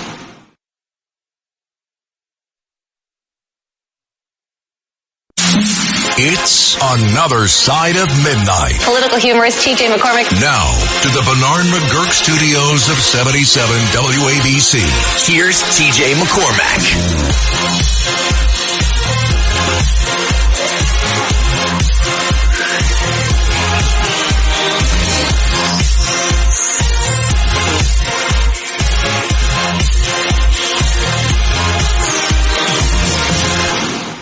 Down the stretch we come. Here we go. It is the 4 o'clock hour here on Another Side of Midnight with TJ McCormick. It is 77 WABC, but you know that because you turned the dial and you push the button, you tap the screen, and you know where you are. And we're bringing you right up to the 5 a.m. news hour, as we give you every Saturday and Sunday morning, the 5 a.m. news hour with Liz Radabali. We're ready to hand that off to you in about 53 minutes time. Until then, we got a couple other things that we're talking about. This is the hour in the weekend where we will put aside a few minutes, or as long as it takes, to discuss recovery, addiction, recovery, the experience, strength, and hope. If you've got somebody in your life, whether it's you or a loved one or a friend or a pal or a brother or a girlfriend or a cousin or an aunt, who is struggling, whose life is unmanageable, who can't seem to be, who is powerless over alcohol or sex or shopping or, and gambling. Goodness gracious, gambling. That is a brutal one. Gambling, that is, I tell you, addiction is the devil's disease, and oh my goodness gracious, gambling. Yikes. That is a tough one. That's a scary one.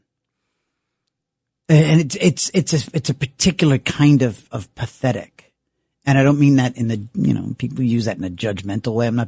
God knows I'm not being judgmental, but it in the literal sense of being pathetic. It's so sad to watch any addict, but a gambling addict always thinking they're going to get ahead. It's this one. This is the big one. This will get me even. Oh my God. It's exhausting. It's heartbreaking just to think about it. That hamster wheel that gambling addicts are on. 1-800-848-9222. 1-800-848-WABC. If that rings a bell, whether it's you or somebody that you love. And also, if Keith is out there, Keith called us a week ago, and he was in a bad way. And there were people praying for him, and people hoping he was all right, and people hoping he went to a meeting, and myself, one of them. Keith, if you're rolled over and you're kind of awake like you were that other Saturday, 1-800-848-9222. Give a call. You got a friend right here. You got a whole bunch of friends. The whole family has been praying for you in hopes that you're okay. And so also in this hour, we're going to talk to State Senator George Borrello, who heads up the campaign committee in the New York State Senate. We're going to talk about the Democrats in the state who are just either actively behind Mamdani or just too scared to say otherwise. We're going to talk to Senator Borrello in just a couple of minutes. And, but again, the addiction and recovery, that conversation, we're definitely going to have that. And, I want to make sure that we jump to the phones and say good morning to Mike in South Carolina. Hey, Mike. Hello there. Mike in South Carolina. Good morning. Good morning, TJ. You're going to laugh at this. Okay. I called you a couple times. Yes. You got good stuff on the radio with your career and everything. Mm-hmm. I woke up before. Yeah. I turned on WABC. Yeah. Who gets on the phone from White Plains? That piece of crap. Yeah. Last time. That's the last time. That's the last time. I love what you said. You tuned him up. He takes shots at people. He doesn't like Italians.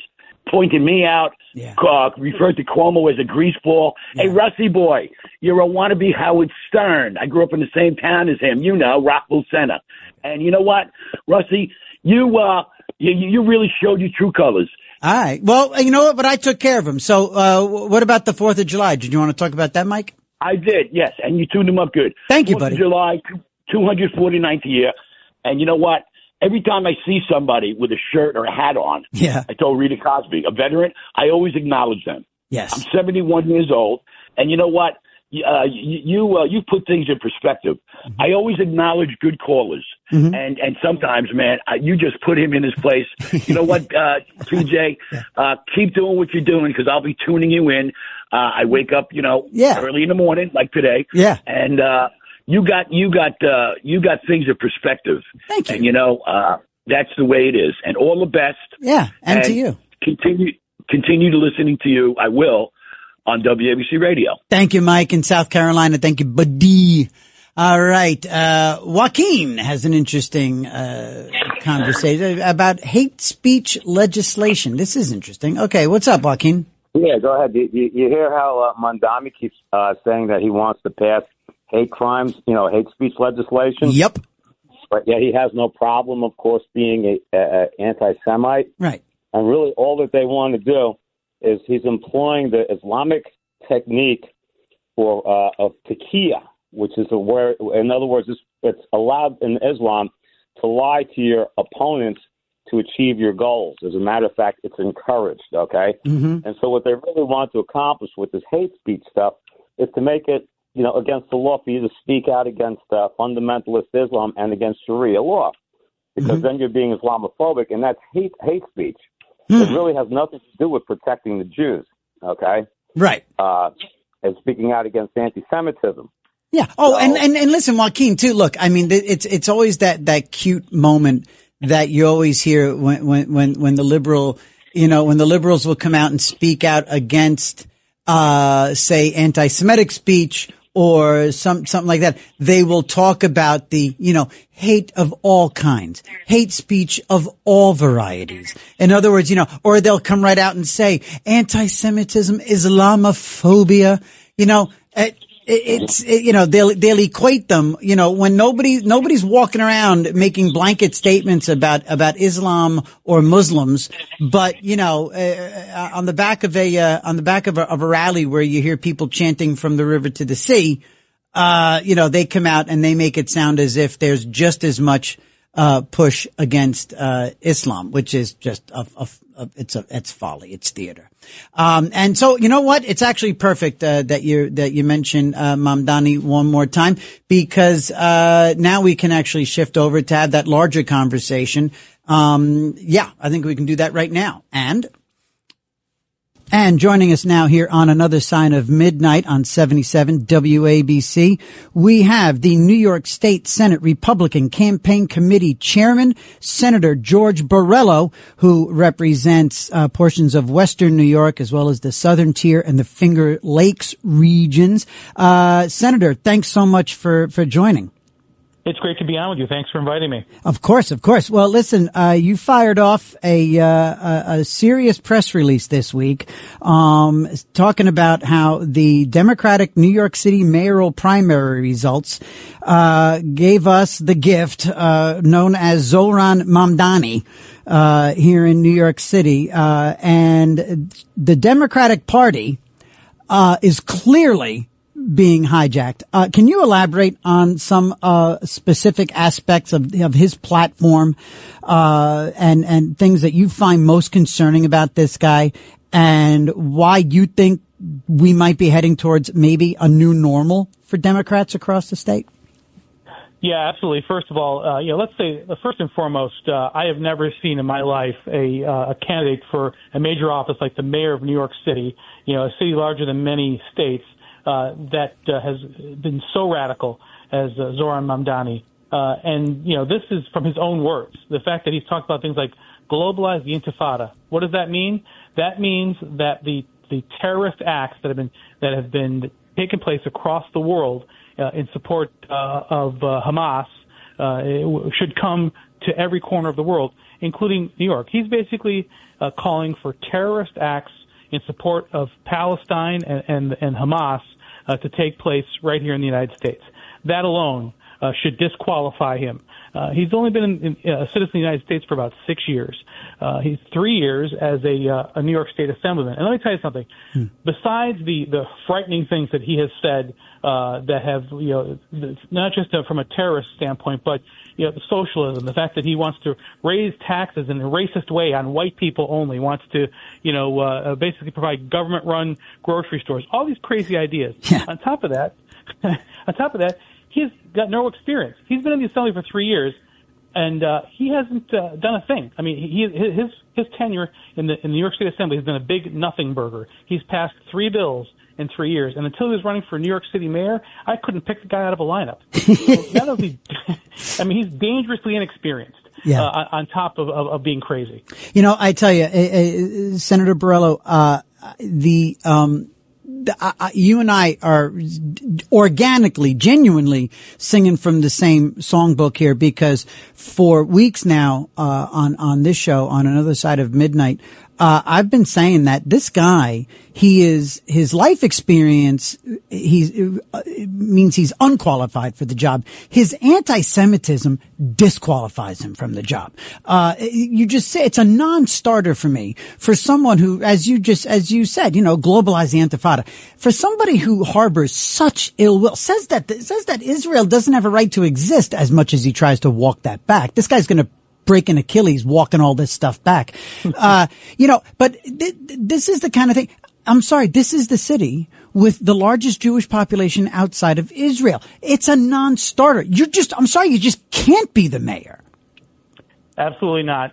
First of all, I think we all know that New York City is certainly made up of a variety of different backgrounds, right? But when it comes to those of the Jewish faith, the most important, because it is the largest outside of Israel, and the fact that he has demonized the folks of Jewish faith, and that he has called for the elimination of Israel. He is from a river to the sea kind of guy, yep. Which means that Israel should be wiped off the map. Yeah, I don't. And what's probably most disgusting is that my Democrat colleagues that have endorsed this guy. And the rest of it stayed silent. This is absolutely outrageous. They are allowing someone who, is horribly unqualified and quite frankly dangerous for New York, and they're actually bending the knee to this experienced neophyte. Now, you know what? You opened the door to that part, to this part of the conversation perfectly here. And again, here on Another Side of Midnight on 77 WABC, we're talking to New York State Senate Republican Campaign Committee Chairman Senator George Borrello. And Senator, you're doing a great service for the people of New York, because you know what? By sounding the alarm on this guy, you're trying to help New Yorkers save themselves from this guy. And by the way, people in your district, people in the Finger Lakes and the Southern Tier and Western New York, for people in your district, they better realize that if New York City sneezes, they're going to catch a cold. New York City starts to go down because of this guy, and it will. They're going to feel the punch up there. So you're doing a great service by calling on Democrats from Montauk to Buffalo to sit up and take notice. I believe those are the words in your, or certainly the sentiment of your message. You're calling on your colleagues on the other side of the aisle to sit up and take notice of what's happening in their party. What concrete actions, what do you think your friends on the other side of the aisle, or rather even the everyday Democrats they represent, who may not align with Mamdani's more progressive views, they got to grow a backbone and say something out loud. What should they do to push back against this perceived shift way far left? I think every single one of them that understands the dangerousness of what he's saying needs to step up and speak out. There are certainly fellow socialists in the New York State Legislature, both in the Senate and the Assembly, but they are in the minority compared with other Democrats. So those Democrats need to step forward and say that, draw a hard line in the sand, particularly those that represent the 5 boroughs of New York City, that this cannot be tolerated. Keep in mind that this man was elected in a primary where, turnout was very low. And then that primary obviously was only for Democrats, right, registered Democrats. So when you look at the total universe of the people of New York City, even eligible voters in New York City, this guy was still elected by an extreme minority. They need to understand that he does not represent the will of the people. And the Democrats in charge who talk about public safety, who talk about affordability, of course it's all talk. They haven't done a damn thing to actually do any of those things. But if they're going to continue to flap their mouth about public safety and affordability, they need to stand up against Zoran Mamdani. It's Another Side of Midnight here on 77 WABC, 1-800-848-9222. I'm TJ McCormick, and we're speaking with New York State Senator George Borrello. So who are we talking about here, right? The prominent Senate Democrats that have either endorsed him have either endorsed him proactively by commission or have quietly remained silent and just sort of endorsed him by omission, if you will. You've got the most powerful woman in New York State, and I was going to say outside the governor, but sorry. Andrea Stewart Cousins is clearly more powerful than Hochul, and thank God for that, because Hochul is truly, truly, truly thick. But you've got Democrat leader Andrea Stewart Cousins, you got Deputy Leader Gianaris. I hate to say that this guy is my senator, but mother of goodness gracious, Pete Harckham, who is one of the worst and the thickest of the thick. Who else are we talking about here? We got, I've never heard of Sam Sutton. Sam Sutton is brand new. He came in a special election. Now here's the thing. He's actually not only of Jewish faith, he is an Orthodox Jew. And, you're kidding me. He has been silent, on this. That to me, that is absolutely a betrayal. He needs to step forward and represent not just the people of his district, but the people of his faith. Of his faith. Absolutely, Senator. I mean, oh my God, does this guy, look, these are all the people that waited until it was safe, right? Remember, when the chorus finally chimed in calling for Cuomo to resign, it was loads like, Harckham and Cousins and Lou and all of them who waited for the green light from their conference to say, okay, now you can go and do it. This is the moral backbone that these people operate with. Toby Ann Stavisky from Queens. She's another one right here in the city. She should be doing something, saying something. Absolutely. These are folks that, again, represent large amounts of people from the Jewish faith, but also, the people, hardworking small business owners that are going to be devastated by things like the $30 an hour minimum wage, which is going to drive more families and more businesses out of New York City and, of course, out of New York State. The fact that he has called on the taxation of only white people. I mean, how do you stand up and say those things? That's racist on its face. You can't, but he can. But you see, that's the thing. You know why? Because therein lies that unholy alliance between the legacy media and the Democrats. And I mean, look, you and me, we sit here, we sound like we're kind of conspiracy theorists, or that, we're talking that usual talk, but it's the truth, because it's the only way that a punk like this gets away with language like that, is because the media is happy to just deliver it and not press him. No question about it. They are complicit in this. They have become essentially the authorized media wing of the Democrat Party. Even when liberal, far left radicals like Mamdani step forward, doesn't matter. They continue to spew the rhetoric and skew things. And by the way, they also cover things up. They will not report.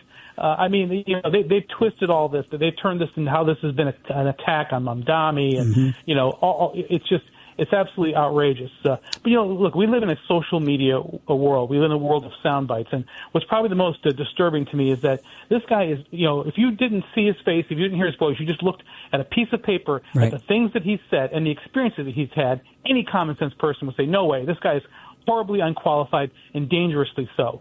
But instead, because he can spew evil words with a smile on his face, and he's a young, good-looking man, that somehow that erases all the other underlying things that clearly disqualify him. Yeah.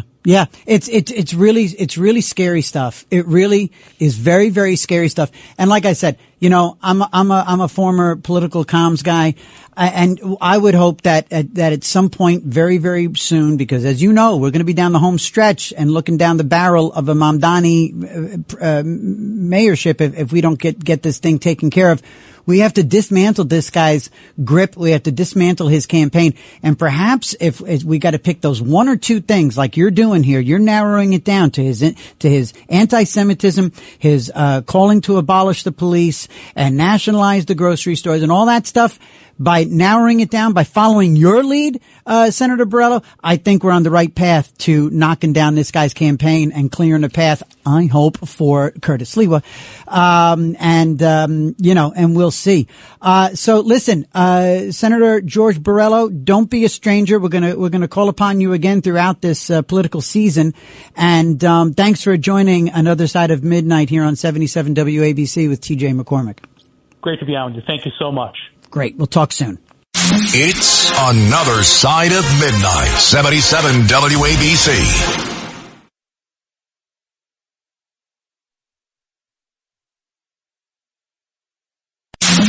It's Another Side of Midnight. Political humorist TJ McCormick. Now, to the Bernard McGurk studios of 77 WABC. Here's TJ McCormick.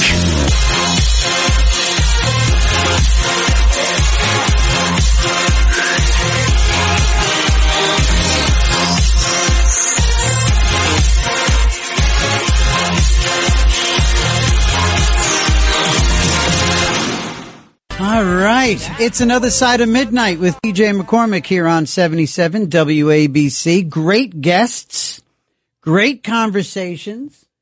We are feathering our nest with information and opinion, feathering our nest, filling our brain. Our cup runneth over with commentary and facts. It's 4:30, straight up 4:30 here on Saturday morning on 77 WABC. 1-800-848-9222. 1-800-848-WABC. And over on Twitter, I always like to when I remember to, and forgive me when I don't, but I'm very grateful for Marianne being there and Bernays Sauce. That is one of my favorite Twitter handles, like, of all time, frankly. The way he spells it is fantastic. But Bernays is there, and Karen, thank you so much. Bobby Four Strings, all right. Marianne again right there. So Patty, our lovely Patty, our pal Patty. Catherine, Patty, how is Betty? Hope she's well. Anyway, Catherine, you're there as well as always, and I'm grateful for all the support, grateful to how the show is going. You guys are amazing with your support of the show. This program just continues to gain momentum, and I'm grateful for that. Another Side of Midnight. Now in this last half hour, as we deliver you to Liz Radabali and the 5 a.m. newscast, head into this Saturday morning. Anybody who has anything they'd like to share, anything they'd like to ask, anything they'd like to admit, anything they'd like to deal with, revolving around addiction, recovery, the good, the bad, the ugly, the experience, strength, and hope that you may have. Have you had some recovery in your life? Are you floundering right now? Are you drowning? Have you had a rock bottom? Do you know what a rock bottom is? Are you looking to avoid a rock bottom? Have you seen a rock bottom in progress with a loved one? 1-800-848-9222. And as we talk about this, again, it's not just drinking and it's not just drugs. What's going on with gambling in this state especially, but around the country, it's being normalized. It's more accessible than it's ever been before. The way they rolled out legal marijuana in New York State with no plan, classic Democrats, no plan at all. And right now in New York State, cops, generally speaking, from the state troopers on down, generally speaking, they don't have a way to determine if you're driving while intoxicated under the influence of marijuana. They went ahead and rolled this out without a solid plan to figure out how to tell if people were intoxicated. Like you can tell the blood alcohol level. They don't have that capability. Stupid. And they went ahead and they legalized mobile gaming. And that's my beef with Pete Harcum. When he was the chair of the state drug and alcohol addiction committee, he went ahead and voted to vote for legal recreational marijuana with no plans in place for those things. And he voted as chairman of the anti-addiction committee. He voted for mobile gaming to be allowed on cell phones. Here's a guy that's supposed to be getting in the way of addiction in New York State, supposed to be advocating for people to be well.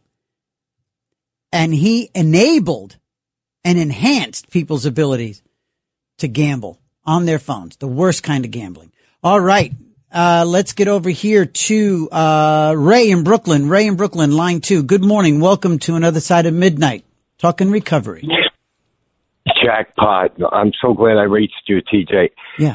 I would just want to give you compliments on referring to the listeners as family, because you're a beautiful person, I could tell. And I also wanted to clarify something before we go into recovery quickly. That the reflection of the soul of a person is really how attractive they might be. Conventionally, people talk about AOC and this Mamdani character. I don't really see them as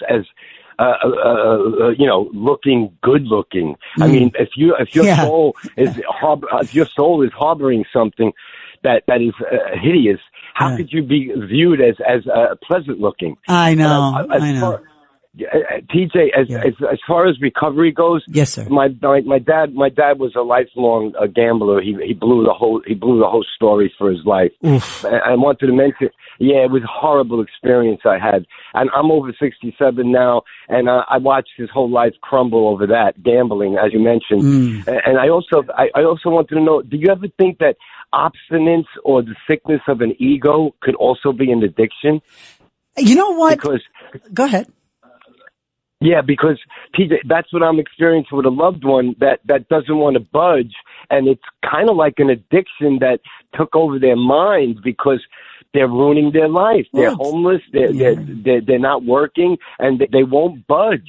I just think it's a nefarious addiction, right? Yeah. Well, I mean, look, I can tell you this, that one of the first things that I had to handle when I got sober, I'm coming up on 20 years.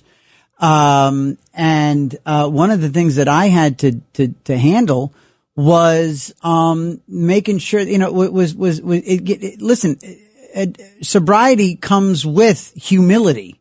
You're only going to have good sobriety if you learn to be humble. And, that's all about letting go and letting God. That's about, surrendering. If you're going to surrender your life and your will to a higher power, if you're going to acknowledge that you're powerless over something, that takes a certain amount of humility. So whether or not and this is all my opinion, by the way, guys, girls, clearly I'm not a therapist. Clearly I'm not a licensed nothing. I'm just a good old fashioned American drunk who's, doing my best to stay sober one day at a time. So all that being said, it's my opinion is that, you can have things like narcissism, this clinical versions of a runaway ego. But, if you're going to have a decent sobriety, it has to begin with becoming humble. So certainly there's a certain amount of runaway ego involved in addiction because also you don't think the rules apply to yourself. You're selfish. Every time you get behind the wheel of the car drunk, how selfish is that? Right? Or high on coke. Or every time you go to lay down another bet, even though you're powerless over it and it's an addiction, you're throwing away the family's money. So there's a certain amount of conceit there, if you will. Does that make sense, Ray? 100%. I mean, I have highest respect for you, even if we're a few years apart. You're just amazing winner. You're very kind. You know what? TJ, one more thing. I just wanted to mention, but people, it's an educational thing involved because they're indifferent to humble humility. They don't even like the word. And that's the beauty of the 12 steps. Look, I'm a big believer in the 12 steps, and thank you, Ray, for calling. I'm a big believer in the 12 steps, in 12-step recovery. It doesn't work for everybody. It works for most people. I would put my money on it. But, there's a lot of different brands of recovery out there. But that's the beauty of the 12 steps. It keeps you honest and it keeps you grounded. And that, some of the cornerstones of 12-step recovery are exactly what we were just talking about there. Eddie in Rockland. Good morning, Eddie. Good morning. Welcome to Another Side of Midnight. We're talking recovery. Thank you, pal. Hey, good morning, TJ. Hey, I wanted to thank you about saying good things about AA. 9 years ago, I was heading down the tracks, and there's going to be a crash landing, and they changed my life. It's an amazing thing. Good. And it's God, it's the people in the group. Yeah. And I hear bad things about it. People think it's a cult, yada yada. It's not. It's a lot of people who want to help you. And if we can get that message out, you get the app. If you're hurting, you find a meeting, and people will embrace you. People will love you. Isn't it wild? It's amazing. Yeah, it's what's fun. What's funny too is there are so many things that it's just like anything else in life. You have these sensory memories. As I got sober in Los Angeles in July of 2005. Like I said, I'm coming up on 20 years. Actually, this coming Thursday, the 10th. is Congratulations. Thank you, brother. Thank you. I got to make it there. I'll make it to there. I'll make it to Thursday. But one day at a time, I got to get there. But it's interesting though, when the summertime comes and it's hot and it's humid, and all of our meetings, they're in church basements, they're in, church meeting rooms or Sunday school classrooms, or community centers, and almost none of them are air conditioned. So when I'm in a hot, muggy situation, it's funny. It brings me back to my early sobriety, sitting in these rooms with fans going in the middle of the San Fernando Valley in Los Angeles. Yeah. Most of my meetings have AC in them. But, that's nice. Well, that's nice. I go every day. And you're in Rockland County? Yeah. Hey, you know what's over in Westchester County, not too far from where I live, is, you ever hear of Stepping Stones, where Bill W. and Lois lived? I have heard of it. Yeah. It's right there. Yeah, I keep meaning to go and take a look at it. It's like people make a pilgrimage there. And by the way, for anybody listening, Bill W. is one of the founders, if not the mind behind Alcoholics Anonymous, and his wife Lois. Lois founded Al-Anon, and for anybody if anybody has loved ones who are struggling with addiction, all roads lead to Al-Anon. Eddie, thank you for calling, brother. I appreciate it. 1-800-848-9222. I'm TJ McCormick here on Another Side of Midnight, and we're talking recovery and addiction, experience, strength, and hope. And there's also exasperation and fear and panic and worry. My God, remember all the stuff remember in the height of the opioid epidemic, huh? Remember when kids 20-year-olds were dropping? And men, right around that same time, men were really getting addicted to the opioids, and men were falling apart. Men are still falling apart. What's going on? It's society for too long. And I think it's starting to ebb a little bit now. I think the social conscience is starting to bring back. I think we're starting to push back against this concept of toxic masculinity. And basically saying, you don't throw, look, just because a guy wants to yell at an umpire, that's not toxic masculinity. Just because, a guy starts, kind of pushing back a little bit because some guy looked at his girlfriend a little too long. That's not toxic. Let men be men. Got to follow the rules. Got to be nice. But, Anyway, Dan in Brooklyn. Dan, good morning. Line 4. Welcome to Another Side of Midnight. How are you? Yeah, actually, it's Ben. I see my Benjamin. Ben. I'm sorry. When I pronounce my New York accent, makes it sound like Dan. Okay. But yeah, Ben. Yeah. Hi. Yeah, been sober from drugs, alcohol, tobacco since about 78 or so. Wow. Yeah, it's basically, I came to faith in Jesus, and he's given me a victory over those substances. But right now I'm dealing with depression and the things of lust. But I think with us as humans, we have idol factories. Uh-huh. And, we can have victory over one thing and, develop issues with another. Mm-hmm. Also, the problem with clutter and stuff like that. Sure. Oh yeah. And you know what that comes from though, Ben? I think, and again, I'm no expert, but just kicking around a couple of guys talking here, on the radio at 4:44 in the morning. A lot of it, it all comes from fear, and that you just said clutter. And I don't know if you meant emotional clutter or literally like hoarding clutter. That's a whole other kind of addiction. That's a whole other kind of, a lot of it comes from fear. Hoarding is an irrational fear of letting go of things, or an irrational fear that you are going to need something again, it's a fascinating, creepy, eerie type of mental illness. But hey, addiction is is an obsession of the mind and a disease of the body. And so thank you, Ben. Thank you for calling. All right. You know what we're going to do? We've got Jerry, James, and John right now. And so let's take our final quarter of the hour break. And when we come back, we will talk to Jerry, James, and John, right here on Another Side of Midnight on 77 WABC. I'm TJ McCormick. And, let's all try to be well. Yeah. Let's all try to be well. Let's see what we can't do to, get ourselves over that finish line when it comes to, trying to become, well, we know we're powerless over alcohol. We're always going to be. But let's try to get maybe or drugs or drinking or gambling. But maybe if we can get our lives manageable, that's the key. 1-800-848-9222. I'm TJ McCormick. This is Another Side of Midnight on 77 WABC. Shall return. It's Another Side of Midnight, 77 WABC.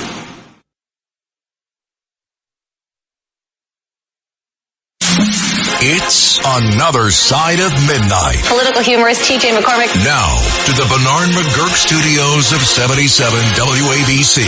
Here's TJ McCormick.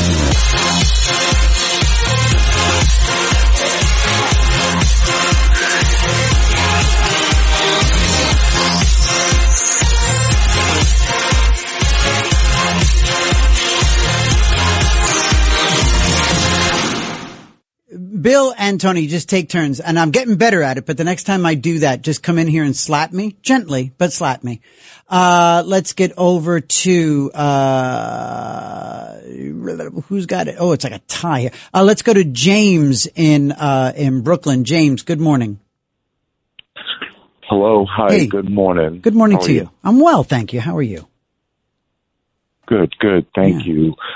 And I basically just want to say hello to everybody else who might be listening, but I happen to come downstairs some particular nights and have my cigarette, and then I turn on my little transistor battery radio, AM radio, but old school.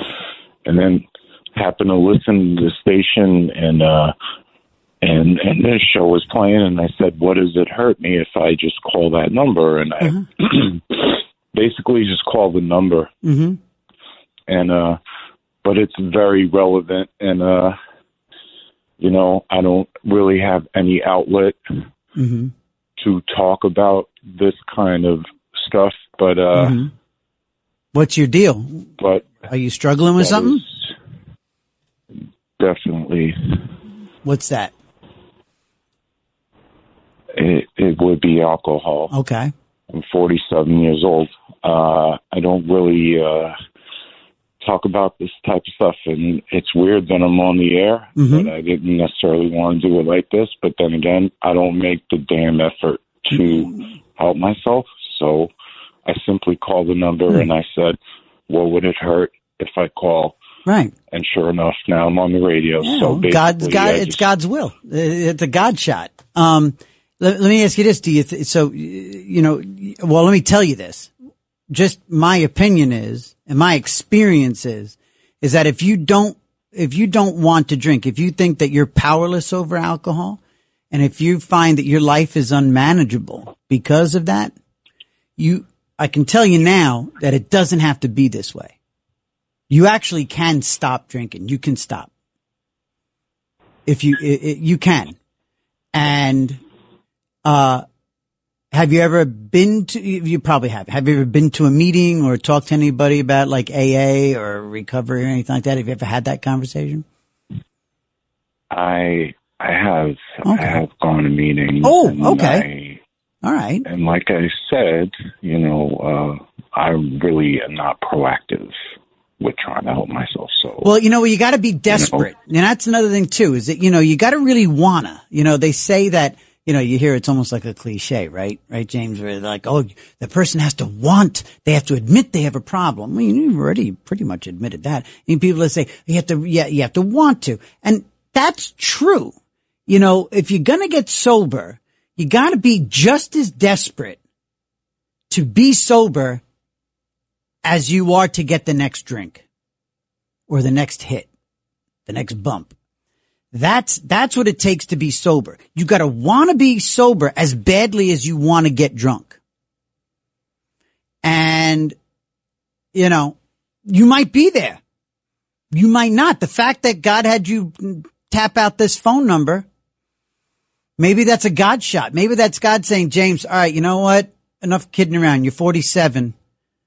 Let's go, you know, cause look, if you go to a couple of meetings, just go and listen. Just listen. You don't have to raise your hand, you know, identify, talk, whatever. You can just listen. And the thing is if you just sort of let go a little bit, get out of the way, only one thing you have to do perfectly, and that's just not drink. And you can just do that one day at a time. This thing is built for guys like you and me and women like us. James, I got a couple other people on the line. I don't want to leave them hanging. Okay, buddy? But you can always find me on Twitter if you want to send me a direct message at TJ McCormick. You can send me a direct message there. Let's get over to Jerry in New Jersey. Jerry, good morning. Welcome to, the thing. Hi. Yeah. Thank you for taking my call. Of course. I don't know how long I'll last. I just achieved, 38 years of continuous sobriety. Wow, so much for me in my big shot 20 years. Go ahead. Yeah, as an atheist, by the way. Okay. And, there's a whole section of the big book about you guys. Yeah, it's very poor. Very poor. It would have been nice if it was written by an atheist, right? I know. No, not an atheist, an agnostic. Oh, an agnostic, I'm sorry. Yes. Atheist without balls. Yeah. I mean, I suffered in AA for 32 years, hearing all kinds of stuff that you know, were truth claims, basically based on Christian religion. Yeah. They had no evidence for. And faith is what you say when you don't have any evidence. So, and in a way, it's kind of a crisis call. But the whole thing is kind of what you were saying is like you have to have that desire to get sober. I say desperation is what works. But yes, a desire. Yes, completely, 100%. You're right. And that it's the synergy of one alcoholic talking to another. Anything in your life that you've ever tried to become good at, usually there were people that you had to be around to learn from. Yes. You know what I mean? And, you know, and the other thing, when, you know, I'm not saying Trump didn't do things that were all right, but when I would go to meetings and I'd see all these Trump this, Trump that, and I'm thinking, okay, so this is your model. Yeah. Okay. We're supposed to be the seventh step. It's all about humility. Do you see any humility in that guy? Yeah. Do you see the honesty in that guy? Well, you know what? Look, Jerry, I get it. And I want to, I see where you're going. And I want to make sure that we in the last couple seconds here have a shot. And by the way, when I got sober in Los Angeles, it was a huge part of my work on my own ego to be surrounded by a bunch of liberals who would slam Republicans left and right. And I was sitting there. That's one way to get an alcoholic to pay attention. I took it so personal. And how many times my sponsor had to say to me, it's not about you. It's not about you. John in Hoboken. Good morning. Welcome to Another Side of Midnight. John. Yeah, man. How you doing, my man? How you doing? Yeah. I'm well, brother. How are you? All right. I'm loving what I'm hearing. I'm 33 years, but I haven't been making meetings, and I had a brain injury, and you know, so the meetings things are a problem for me now. Yeah. But I'm still sober, and you know, day at a time. And so it just feels great. I feel like I'm at a meeting, and it's really high energy. You got a lot of wisdom, and I like to keep it simple. I'm not one of those step cats, you know, 1 and 12, you know? Yeah. It's like, you know? I got it and I want it. I got it and I want to stay sober. That's it. Yeah. Yeah. And give it away, you know? I got to give away what I want to keep, you know? And, I boil it down to, I look at my feet, I do the next right loving thing, and the results are none of my business. That's up to a compassionate, loving higher power. Yeah. My understanding. You know, and you know what, man? I tell you what, and again, you know, it's funny you just said about, you know, look at where your feet are and, you know, be in the moment. And again, once you get, there's always some part of a conversation about recovery. And like I said, this is my anniversary week coming up. And so you tend to go back to the early days in your mind and you think about early recovery. And I think about the pink cloud moments. Remember those first few weeks, the first few months of sobriety when you came home and you would tell anybody that would listen, everybody needs a program.